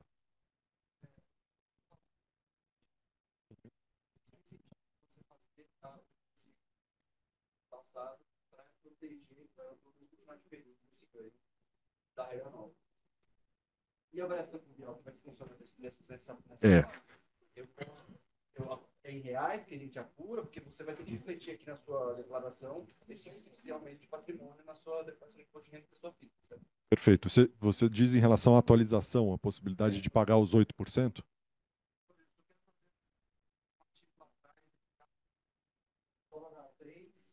A 10 mil dólares. Hoje vale 30 mil dólares e a gente está com um dólar e assim. Uhum.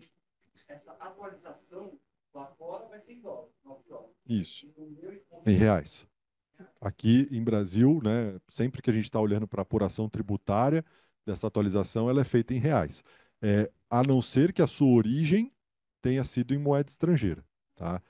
Se você ganhou dinheiro fora e comprou esse ativo fora, aí você tem a última chance aqui de usar a isenção cambial, da variação cambial, para a atualização, que é o pagamento dos 8%, que também vale para offshore. Tá? Para quem tem offshore, também vale essa possibilidade de atualização para origem. Agora, se a sua origem foi em reais, dei tudo aqui, rolado em reais, incluindo. Tá? Bem, ponto importante, só para não esquecer de. Quem quiser, tem a opção de fazer o pagamento dos 8% também na estrutura da offshore. Tá? E aí vai depender muito da forma de declaração, se ela vai ser opaca ou transparente, a gente vai entrar agora nesse tema. Mas quem ficar no opaco é tudo ou nada. Eu não consigo escolher os ativos que eu quero atualizar ou não atualizar. Eu tenho que atualizar a offshore como um todo ou não atualizar a offshore. Tá?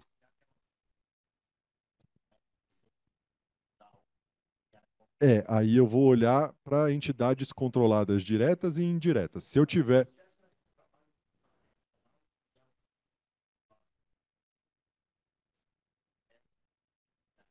Perfeito, sim. É, um número só. Agora, isso, exatamente. Quem tiver a estrutura dupla, né? Eu tenho uma offshore mais uma LLC ou alguma subsidiária, essa atualização ela também normalmente vai ser separada. Eu posso atualizar a offshore e não atualizar a de baixo, até porque o conceito de apuração, como eu comentei, é de irmãos ali, né? E não mais como pais e filhos. Então, a gente tem que olhar separadamente. Tá? E a atualização ela tem que ser feita uniforme, né? Na verdade, você não tem Uniforme. como atualizar parcial. Não, no opaco não. No No opaco, não. transparente a gente vai conseguir, eu vou entrar agora nesse tema, mas para quem fica no opaco, paga os 8% sobre tudo ou nada. Ou nada. Tá? Aí vem a dúvida, né? Faz sentido pagar os 8% na offshore? A resposta é a mesma da pessoa física. Se você está olhando para esse dinheiro como algo de longuíssimo prazo, não vou trazer de volta, tá lá para proteger do risco Brasil, ou vai ficar para sucessão, para os meus herdeiros, não vai fazer muito sentido pagar 8% agora, principalmente sobre o estoque, né? Por quê? Porque o estoque ele está diferido na offshore. Então, eu não vou ser obrigado a pagar 15% do lucro acumulado até 23. Se eu fizer a atualização, eu vou pagar 8% sobre todo esse lucro acumulado.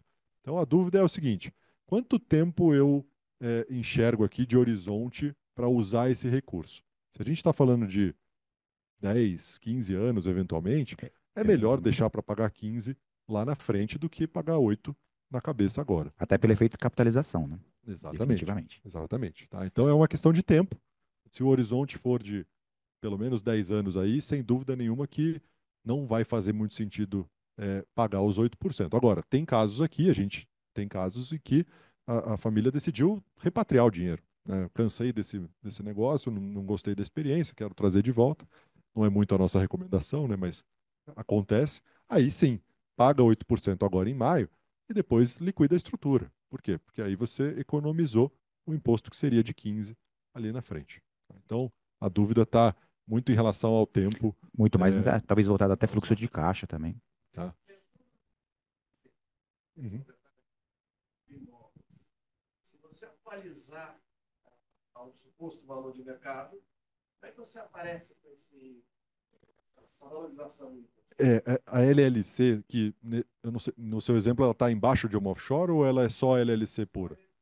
Você é dono de uma LLC diretamente. É a mesma regra da offshore, mesma coisa. Tá? Eu posso atualizar, posso trazer a valor de mercado no meu IR agora, de maio, usando esse câmbio que eu comentei, de 4,84. Então a conta é o seguinte: quanto vale em dólar a minha LLC, o que está no balanço, qual que é o patrimônio líquido dela em moeda estrangeira, eu vou converter isso para reais. Então vamos imaginar que o patrimônio líquido dela seja de US$ 1 milhão. Tá? E ali está o quê? O imóvel, outros ativos, eventualmente. Pode ter dinheiro investido também, apesar de não ser a melhor estrutura. Eu converto esse US$ 1 milhão para reais usando esse câmbio de 4,84. Então, eu vou chegar em 4.840.000 reais. Eu comparo isso com o custo que eu declarei no ano anterior, em 2022. Vou imaginar que eu declarei lá 2 milhões de reais de custo. Portanto, eu tive um ganho, que é a diferença de 2 para 4,84. Então, eu vou tributar 8%. É que nesse caso é só LLC. É, nesse, é, sim.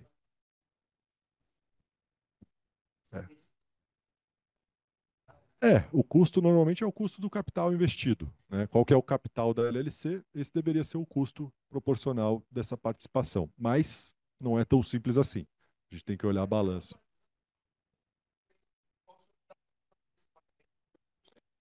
É, não faço nada. Exatamente. Continua É diferido. isso. Perfeito. Perfeito. Exatamente isso. Tá? Quem não optar pela atualização não vai fazer nada, tá? Nesse IR de agora vai repetir muito provavelmente o que foi o ano passado, só ajustando se mandou dinheiro novo ou se tirou dinheiro ao longo do ano, né? Mas se não mandou nada e nem tirou nada, só repete o mesmo valor que já tinha sido declarado no ano anterior.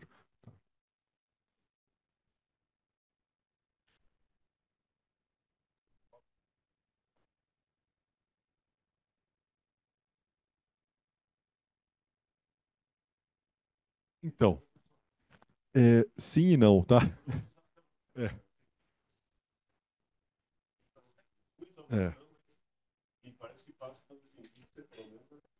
é. Primeiro a gente tem que entender se faz sentido ter a LLC, né? Se ela é a melhor estrutura. Por quê? Porque se ela for detida diretamente pela pessoa física, geralmente eu tenho uma exposição ao imposto de sucessão americano, né? Se eu estou falando de Estados Unidos, né? Que é um imposto que vai chegar lá aos 40%. Então, normalmente a LLC está embaixo de uma offshore para que esse imposto de herança americano não seja exigido, né? Por quê? Porque aí a sucessão acontece fora dos Estados Unidos no nível da offshore, que é um paraíso fiscal. Então não tem imposto lá, teria imposto TCMD aqui no Brasil, né? A gente tem alertado isso, mas não teria essa necessidade. Agora, tem situações em que, sim, a LLC está direto na física e a gente tem que tomar cuidado, né? Dá para ter até um seguro de proteção contra isso, contra esse tipo de cobrança, e apuração separada, né? Então, é como, de novo, elas são irmãs a partir de agora.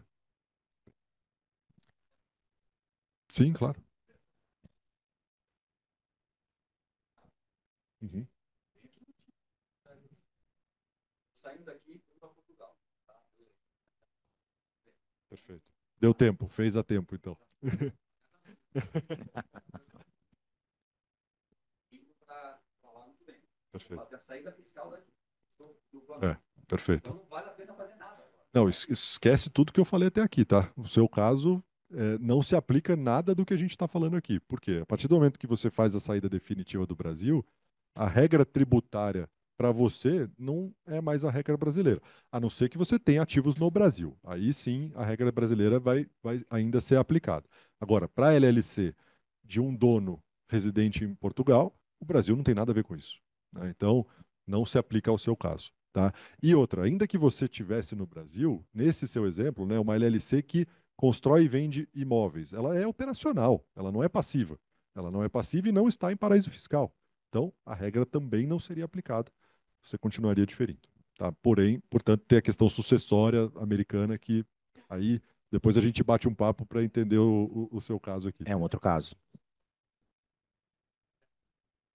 É, ou isso. É que aí Portugal não lida bem com um paraíso É, fiscal. aí é Por uma isso que eu outra digo, situação. não, Aí não, não tem exatamente. receita de bolo, né? Cada caso. É. Gente, é,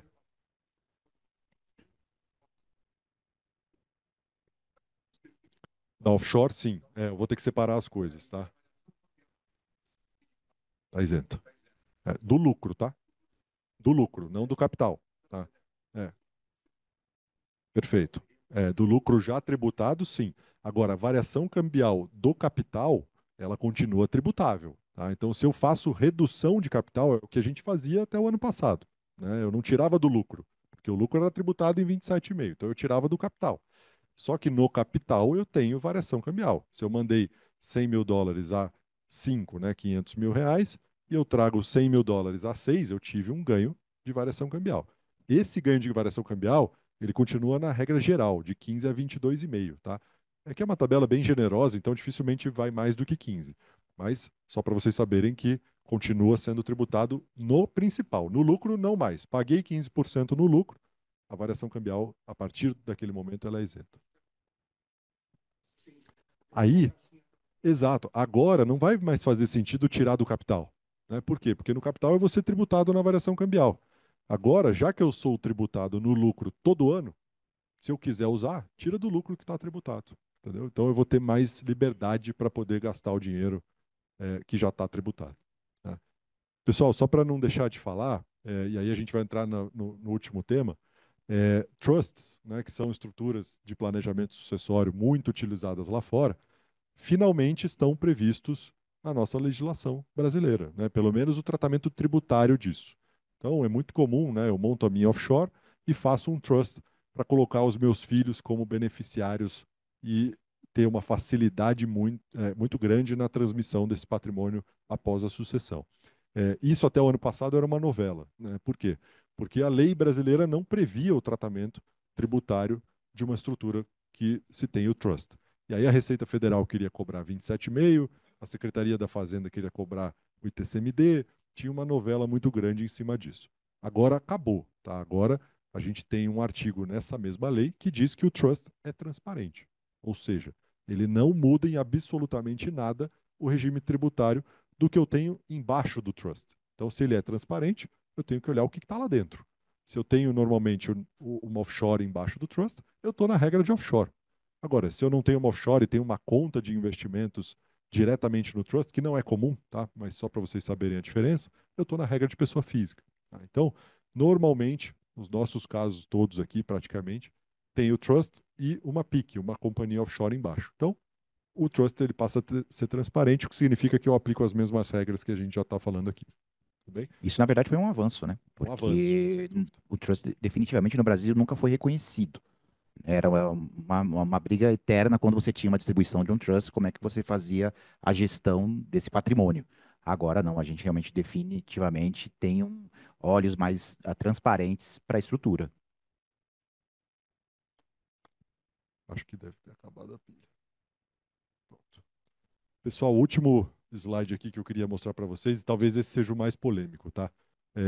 A gente fez aqui uma tabela comparativa, e a gente vai dividir com vocês o material, às vezes fica mais difícil de ler na tela, mas é uma tabela comparativa para mostrar as diferenças dos dois regimes de declaração da offshore que nascem aqui a partir desse ano, tá?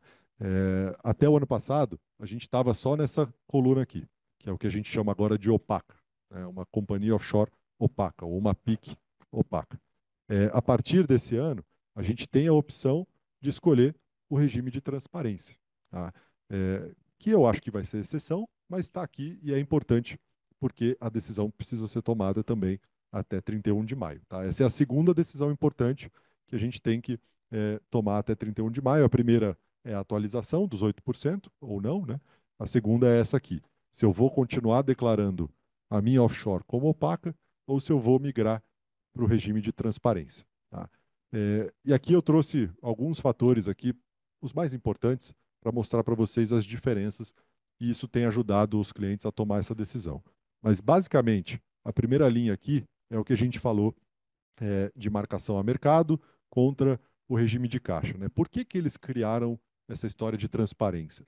Por quê? Porque, muitas vezes, o regime da competência, que é a marcação a mercado dos ativos, é muito ruim para mim, né? Para fins tributários. Pensem nesse exemplo que eu comprei ali um fundo de private equity, né? Um fundo que vai levar 7, 10 anos para virar alguma coisa, que pode ser muito ou pode ser nada, e aí eu estou no opaco, sou obrigado a pagar 15% todo ano, conforme a marcação a mercado desse fundo.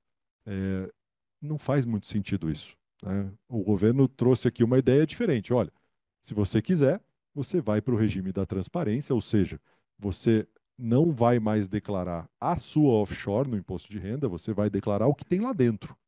Por isso que ela é transparente. Eu vou olhar o que está lá dentro dela. O CNPJ, ele deixa de existir no meu IR. Eu vou declarar ativo por ativo. E aí, nesse exemplo, eu tenho lá um fundo de private equity, na transparência, eu vou declarar aquele fundo. E se eu estou na transparência, eu estou na regra de pessoa física, como se aquele fundo fosse meu diretamente. Pessoa física. E a pessoa física é tributada no regime de caixa. Ou seja, se esse fundo valorizou ao longo do tempo, mas eu não resgatei, eu não pago imposto nesse exemplo que eu estou dando aqui para vocês. Tá? Por isso que nasceu o regime da transparência. Tá? Então é uma alternativa para quem quiser ficar no regime de caixa em todos os seus ativos, é optar pela transparência. Qual que é a consequência disso?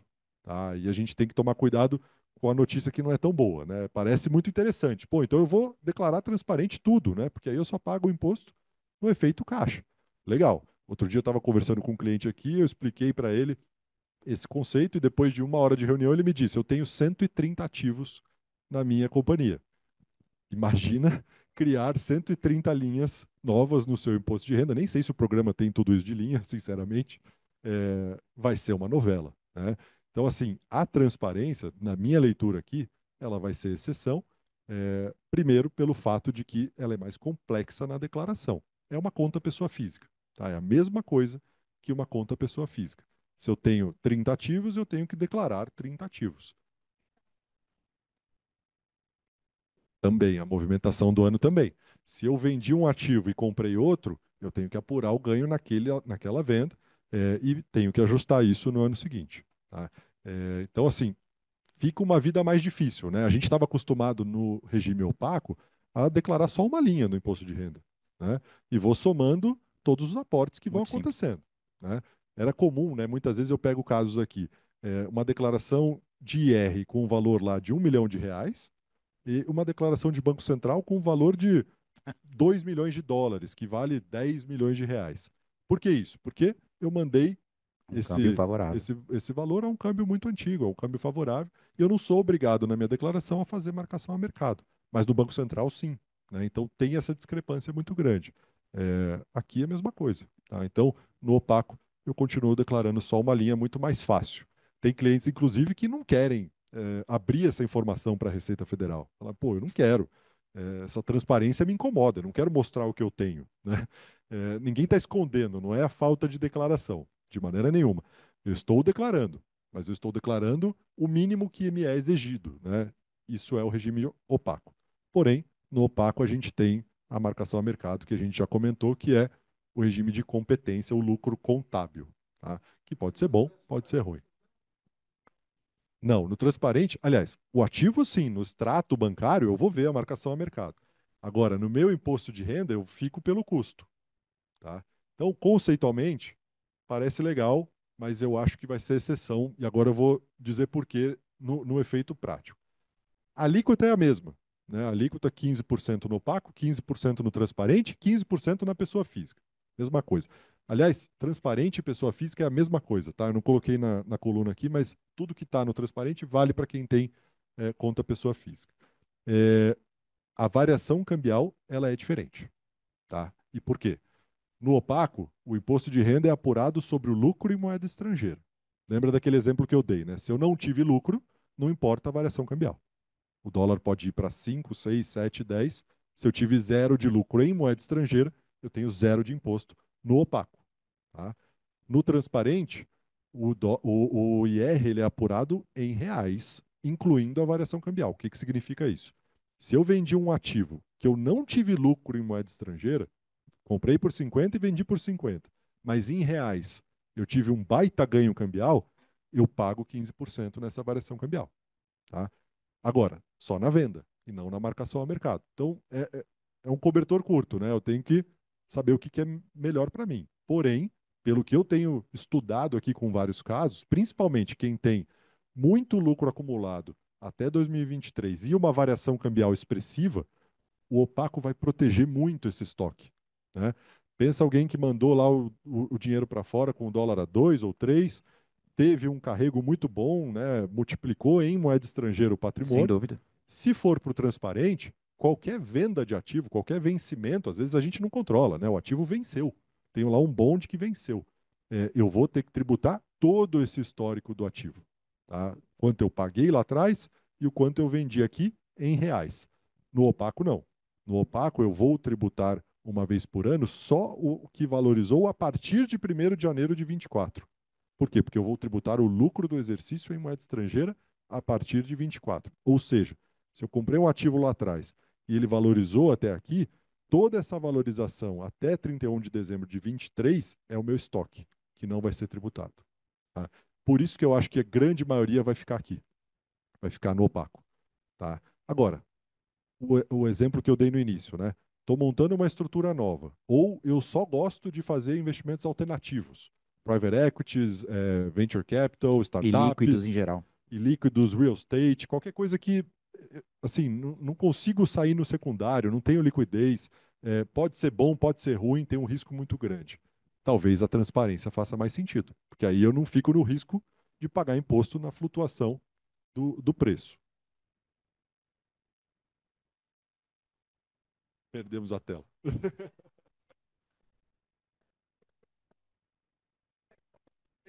Ah, tá bom. Tem contingência ali. Tá um pouco menor aqui, mas a gente. Não, mas deu tempo de mostrar o principal, tá? Então, gente, assim, só para fechar aqui, compensação. Né? Compensação, ela também é diferente no opaco e transparente. No opaco, eu compenso toda e qualquer despesa operacional, né? Não pode ser o cartão de crédito em viagens, tá? Pessoais, mas Por favor. operacional eu compenso. E também compenso no opaco a marcação a mercado para baixo, né? Se eu tenho um ativo que tem um prejuízo momentâneo, né? A gente espera que reverta, mas que naquele momento está marcado para baixo, isso é compensável, vai ser algo que eu vou deduzir do meu lucro, no transparente. Desculpa, no opaco. No transparente, não. No transparente, eu só vou compensar perdas efetivamente realizadas. Então, vendi o ativo, resgatei o ativo com perda, com prejuízo. Aí sim, isso é compensável. Agora, marcação a mercado eu não compenso para baixo e também não compenso no transparente despesas de manutenção da minha estrutura, né? Na minha offshore eu tenho contabilidade, eu tenho advogados, eu tenho FIIs de manutenção anual, nada disso no transparente vai ser compensado. Para quem tem imóvel, também no transparente não vai possibilitar a compensação de despesa, tá? Então tem que tomar cuidado com isso. O pagamento é igual, né? O pagamento uma vez por ano na entrega da declaração de R. É, e a declaração, a gente já falou, mas a declaração, a forma de declaração, ela é bem diferente, né? No opaco, eu declaro as ações ou cotas da minha offshore, uma única linha, e no transparente eu declaro todos os bens e direitos, linha a linha, da minha declaração, como se fosse uma pessoa física. Tá? Tentei resumir a história de opaco e transparente aqui, caso a caso, tá, gente? A gente tem a grande maioria aqui, pelo que eu tenho conversado, a exceção aqui, e alguns casos a gente vai ter os dois. Tá? Por quê? Porque eu posso ter uma offshore opaca, que é dona de uma outra offshore, uma subsidiária, que pode ser transparente. Tá? A gente tem avaliado essas estruturas, principalmente para quem quer ter uma carteira mais diversificada, e, por exemplo, deixar os ativos líquidos de curto, médio prazo na opaca, que é onde eu vou movimentar, vou usar, vou tributar ano a ano, não vai ter grande problema. E os ativos ilíquidos alternativos eu jogo para uma subsidiária, uma outra offshore, uma PIC 2, que seria transparente. E aí, nessa offshore, eu teria ali os ativos alternativos, né? Os private equities, ações, eventualmente, que eu quero carregar por muito tempo. Né? A gente tem vários executivos de companhias de capital aberto que nem podem vender as suas ações, né? Por Por restrição. lock-up, restrição. Aí não faz muito sentido eu ter que estar no opaco pagando imposto todo ano na flutuação de preço. Aqui é um exemplo que faz sentido eventualmente criar uma segunda offshore, aí sim, transparente, para poder diferir o regime caixa. Tá? Então, com isso, pessoal, eu termino aqui a minha apresentação, mas continuo à disposição de vocês para a gente fazer um bate-papo. Não sei se a gente respondeu as 400 perguntas, talvez Vamos tenha começar? algumas aí, né? Mas Não, eu acho que a gente a gente respondeu a maioria das perguntas aqui ao longo do evento. Uma das coisas que vem chamando a atenção é o fato, por exemplo, que uma pergunta recorrente que eu tenho aqui, eu optei pelo transparente, tá? Ah, como é que fica, por exemplo, a minha variação cambial, tá? O dólar foi para 10, né, contra o real. Como é que fica isso? É, Eu acho que esse é essa é uma das principais diferenças, né? Primeiro, né, no conceito da transparência, é o regime caixa, né? Então, a simples variação cambial não é necessariamente um problema. Se o dólar foi para cima e eu não vendi o ativo, eu não vou ser tributado, tá? Vou continuar declarando pelo custo de aquisição. Agora, no momento, perdemos aqui, vamos lá. No momento em que eu faço a venda do ativo, aí a variação cambial acaba entrando e ela pega todo o histórico desse ativo. Então, se eu comprei e a, não só a venda, no caso o vencimento. ou vencimento, né, na venda ou vencimento, tá? Aí sim a variação cambial ela vai acabar entrando na conta dos 15% em todo o histórico, tá? Desde a origem até o momento da venda ou do vencimento. No opaco é diferente. Né? No opaco eu tenho a variação cambial sobre o lucro do exercício que é apurado em moeda estrangeira. Se eu não tive lucro, eu não tenho imposto, né? Mesmo que a variação cambial tenha acontecido. Desculpa, tinha uma pergunta aqui primeiro.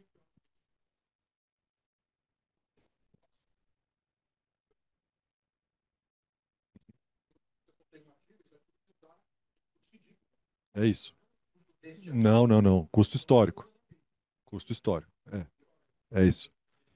Transparente sabe quando ela pode fazer muito sentido? Para quem paga os 8%. Se eu paguei os 8%, aí sim eu atualizo todo o meu custo pagando 8%. Essa é a ideia, para quem valor atualizou, de pagou os mercado. 8% e como é que fica daí por diante. Aí sim, a transparência me incomoda menos. Por quê? Porque eu parto de um custo atualizado a valor de mercado. Então, daqui para frente, eu carrego os ativos e pago 15% na diferença. Mas todo o histórico já está tributado. Aí a transparência me incomoda menos. Agora, quem tem o carrego muito grande, né, é bem perigoso. Tem uma pergunta ali? Desculpa, só. Agora, até 31 de maio. A opção é 31 de maio. É, na própria declaração. Tá? A gente ainda não sabe exatamente como, porque a Receita Federal não divulgou é, a orientação prática dessa opção. Mas o pagamento do imposto é 31 de maio e você vai ter que declarar ativo por ativo na sua declaração, que também é 31 de maio. É. Ah, sim, bom ponto. Eu acabei não comentando, né? Mas para quem quiser fazer a atualização dos 8% parcial, só em uma parte da carteira, aí a transparência resolve, tá? Por quê? Porque eu posso, na transparência, escolher quais ativos atualizar e quais ativos não atualizar. No opaco, não. No opaco é tudo ou nada, né? Na transparência, eu escolho ativo por ativo. Desculpa. Não. A escolha da transparência ela é irrevogável, tá? Eu fui para a transparência, eu não volto mais. Esse Tá? ano. Então, assim, tem que tomar cuidado, tá? Tem que tomar cuidado mesmo, tem que ser uma coisa bem pensada. Eventualmente, eu poderia criar uma outra offshore entendeu? E partir para o opaco. Eu não sei. Isso ainda está um pouco aberto. Vamos ver como é que a Receita vai orientar na instrução normativa. Mas na lei, a opção pela transparência é irrevogável.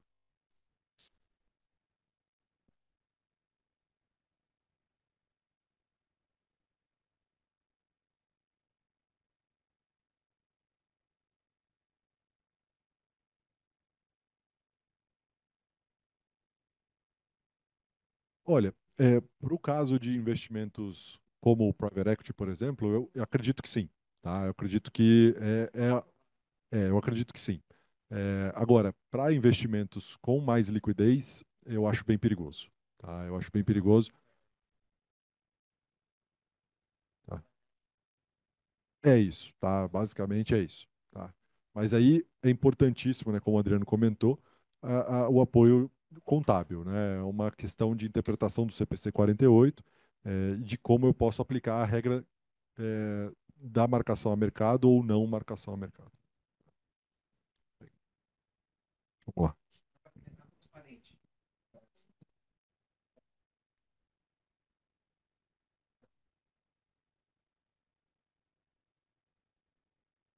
No caso do cupom, vai acontecer o seguinte: na transparente eu tenho lá um bond que está declarado no meu IR, né?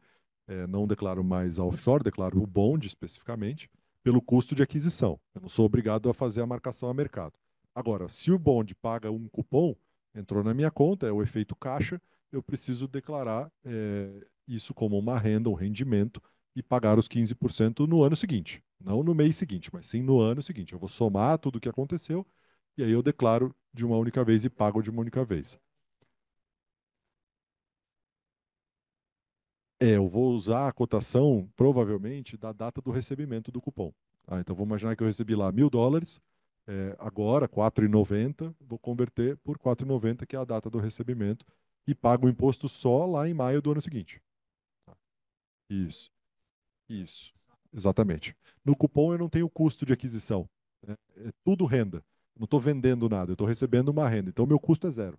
Eu vou declarar os $1.000 no exemplo pelo. Isso, exatamente. E aí, mais alguma?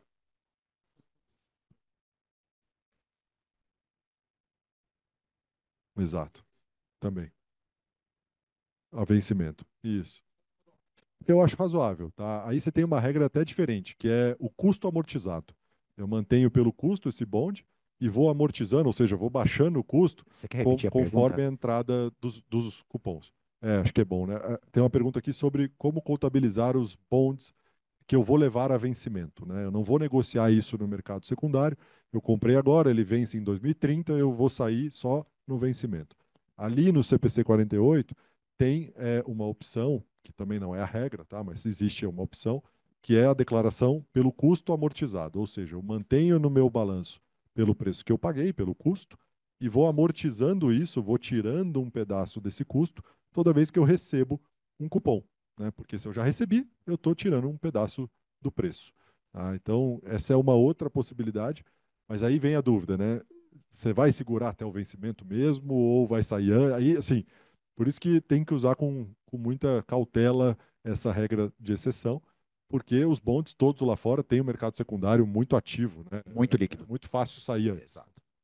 Você tem precificação, você tem valor de mercado diariamente. São poucos os casos que você não tem negociação. Então, o valor de mercado é fácil de conseguir, tá? E atualizar.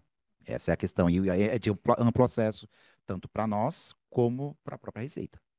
Então, às vezes você falar que não consigo ter um valor de mercado determinado título, talvez não, É, princípio, sim. De novo, discutir isso com a contabilidade para entender a visão deles, né, que estão preparando o balanço. É, sim. É, é isso aí.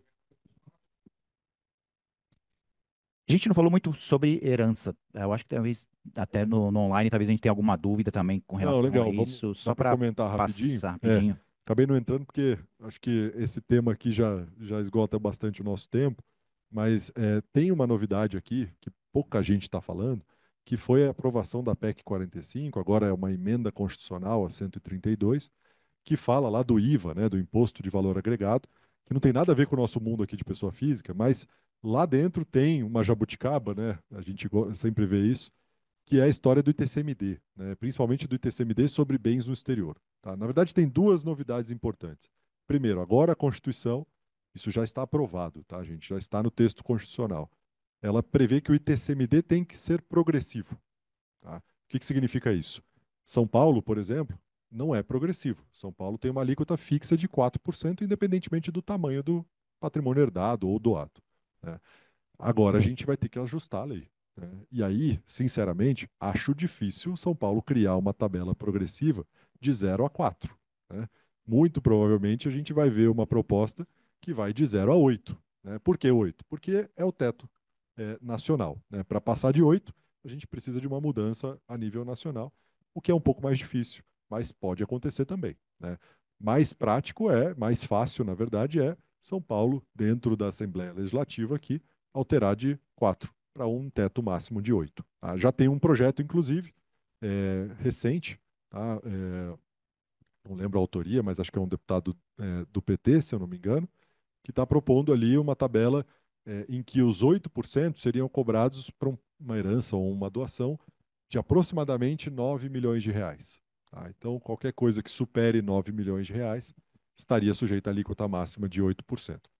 Gente, isso é um projeto, tá? Isso vai ser discutido, tem vários outros projetos com um monte de tabela diferente, tá? Mas esse é o mais recente, por isso que eu estou comentando aqui com vocês. A outra mudança aqui para o nosso mundo de offshore é que agora a regulamentação da cobrança do ITCMD sobre herança no exterior, principalmente, ela está na Constituição. E isso acaba com uma discussão muito grande que a gente tinha de uma decisão do Supremo lá de 2021, em que o Supremo proibiu a cobrança do ITCMD até que viesse uma lei complementar regulamentando essa cobrança. Não veio a lei complementar, mas veio a própria Constituição regulamentando. Né? Então, agora, os estados vão poder voltar a cobrar o ITCMD sobre uma herança recebida no exterior, algo que estava suspenso desde 2021. Tá? Existe uma dúvida sobre o momento em que essa cobrança volta. Eu sou do time que determina a necessidade de anterioridade, né? Ou seja, se foi aprovado agora, só vale a partir de 2025. Então, assim, São Paulo teria que mudar a lei para poder voltar essa cobrança. Mas é uma zona um pouco cinzenta. A gente acha que a Secretaria de Fazenda pode querer cobrar já em 2024, no caso de uma herança ou de uma doação de bens no exterior. Tá?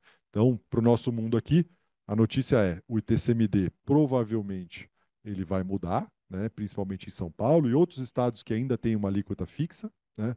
Estados como Rio de Janeiro, Santa Catarina, já tem a tabela progressiva até 8, então está dentro do que a Constituição determina, o que não significa que o imposto não pode passar de 8, tá? Acho que essa é uma discussão mais para frente, mas para agora, São Paulo, Paraná, Amazonas, lá que tem a alíquota de 2%, né? Eu sempre recebo essa pergunta, pô, e o Amazonas, né? Sim, temos estados com alíquotas menores. Tudo isso provavelmente vai ser ajustado para o teto de 8, tá? Então, esse ano, 2024, é um ano importante para falar de planejamento sucessório, né? A gente estava falando muito de imposto de renda aqui, mas a gente também tem que tomar cuidado com sucessão. E aí tem várias formas de planejar a sucessão no Brasil e lá fora, tá? A gente pode fazer um segundo webinar aqui, Sem dúvida, vale muito a pena. acho que só para falar de sucessão, mas para dar uma palhinha aqui para vocês, né?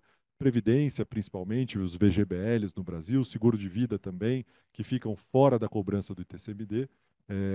E lá fora a gente usa muito o trust, que a gente comentou aqui, Sim. testamento, uma série de outras ferramentas para agilizar, que não necessariamente evitam a cobrança do imposto, mas que facilitam muito essa questão, tá?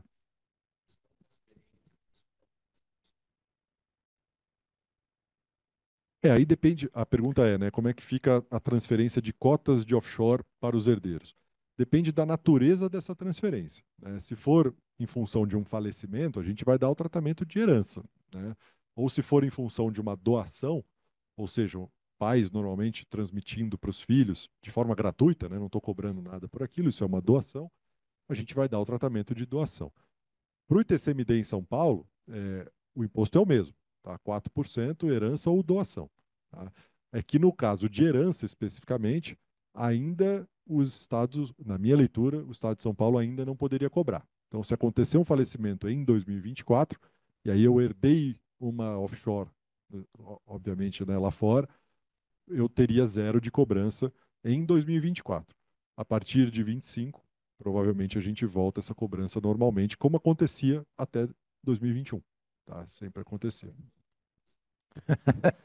Não queria falar Tão abertamente aberto assim, né? assim, Esse seria o ano para mas falecer, poxa vida. é um bom ano. É um bom ano.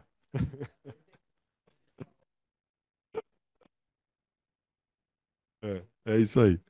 Mas acho que, brincadeiras à parte, tem várias formas de planejar a sucessão. E quando a gente olha para fora, às vezes o ITCMD é o menor dos problemas, né? A gente tem imposto de herança, o americano, por exemplo, que chega a 40, na Europa passa de 40, né? França, Itália. Portugal não. Portugal, exatamente. Portugal, no seu caso Ainda. aqui, entre pais e filhos, normalmente não tem cobrança de ITCMD, de imposto de herança. Então, às vezes fica bem favorável, né? Temos que pensar bem aí no planejamento sucessório.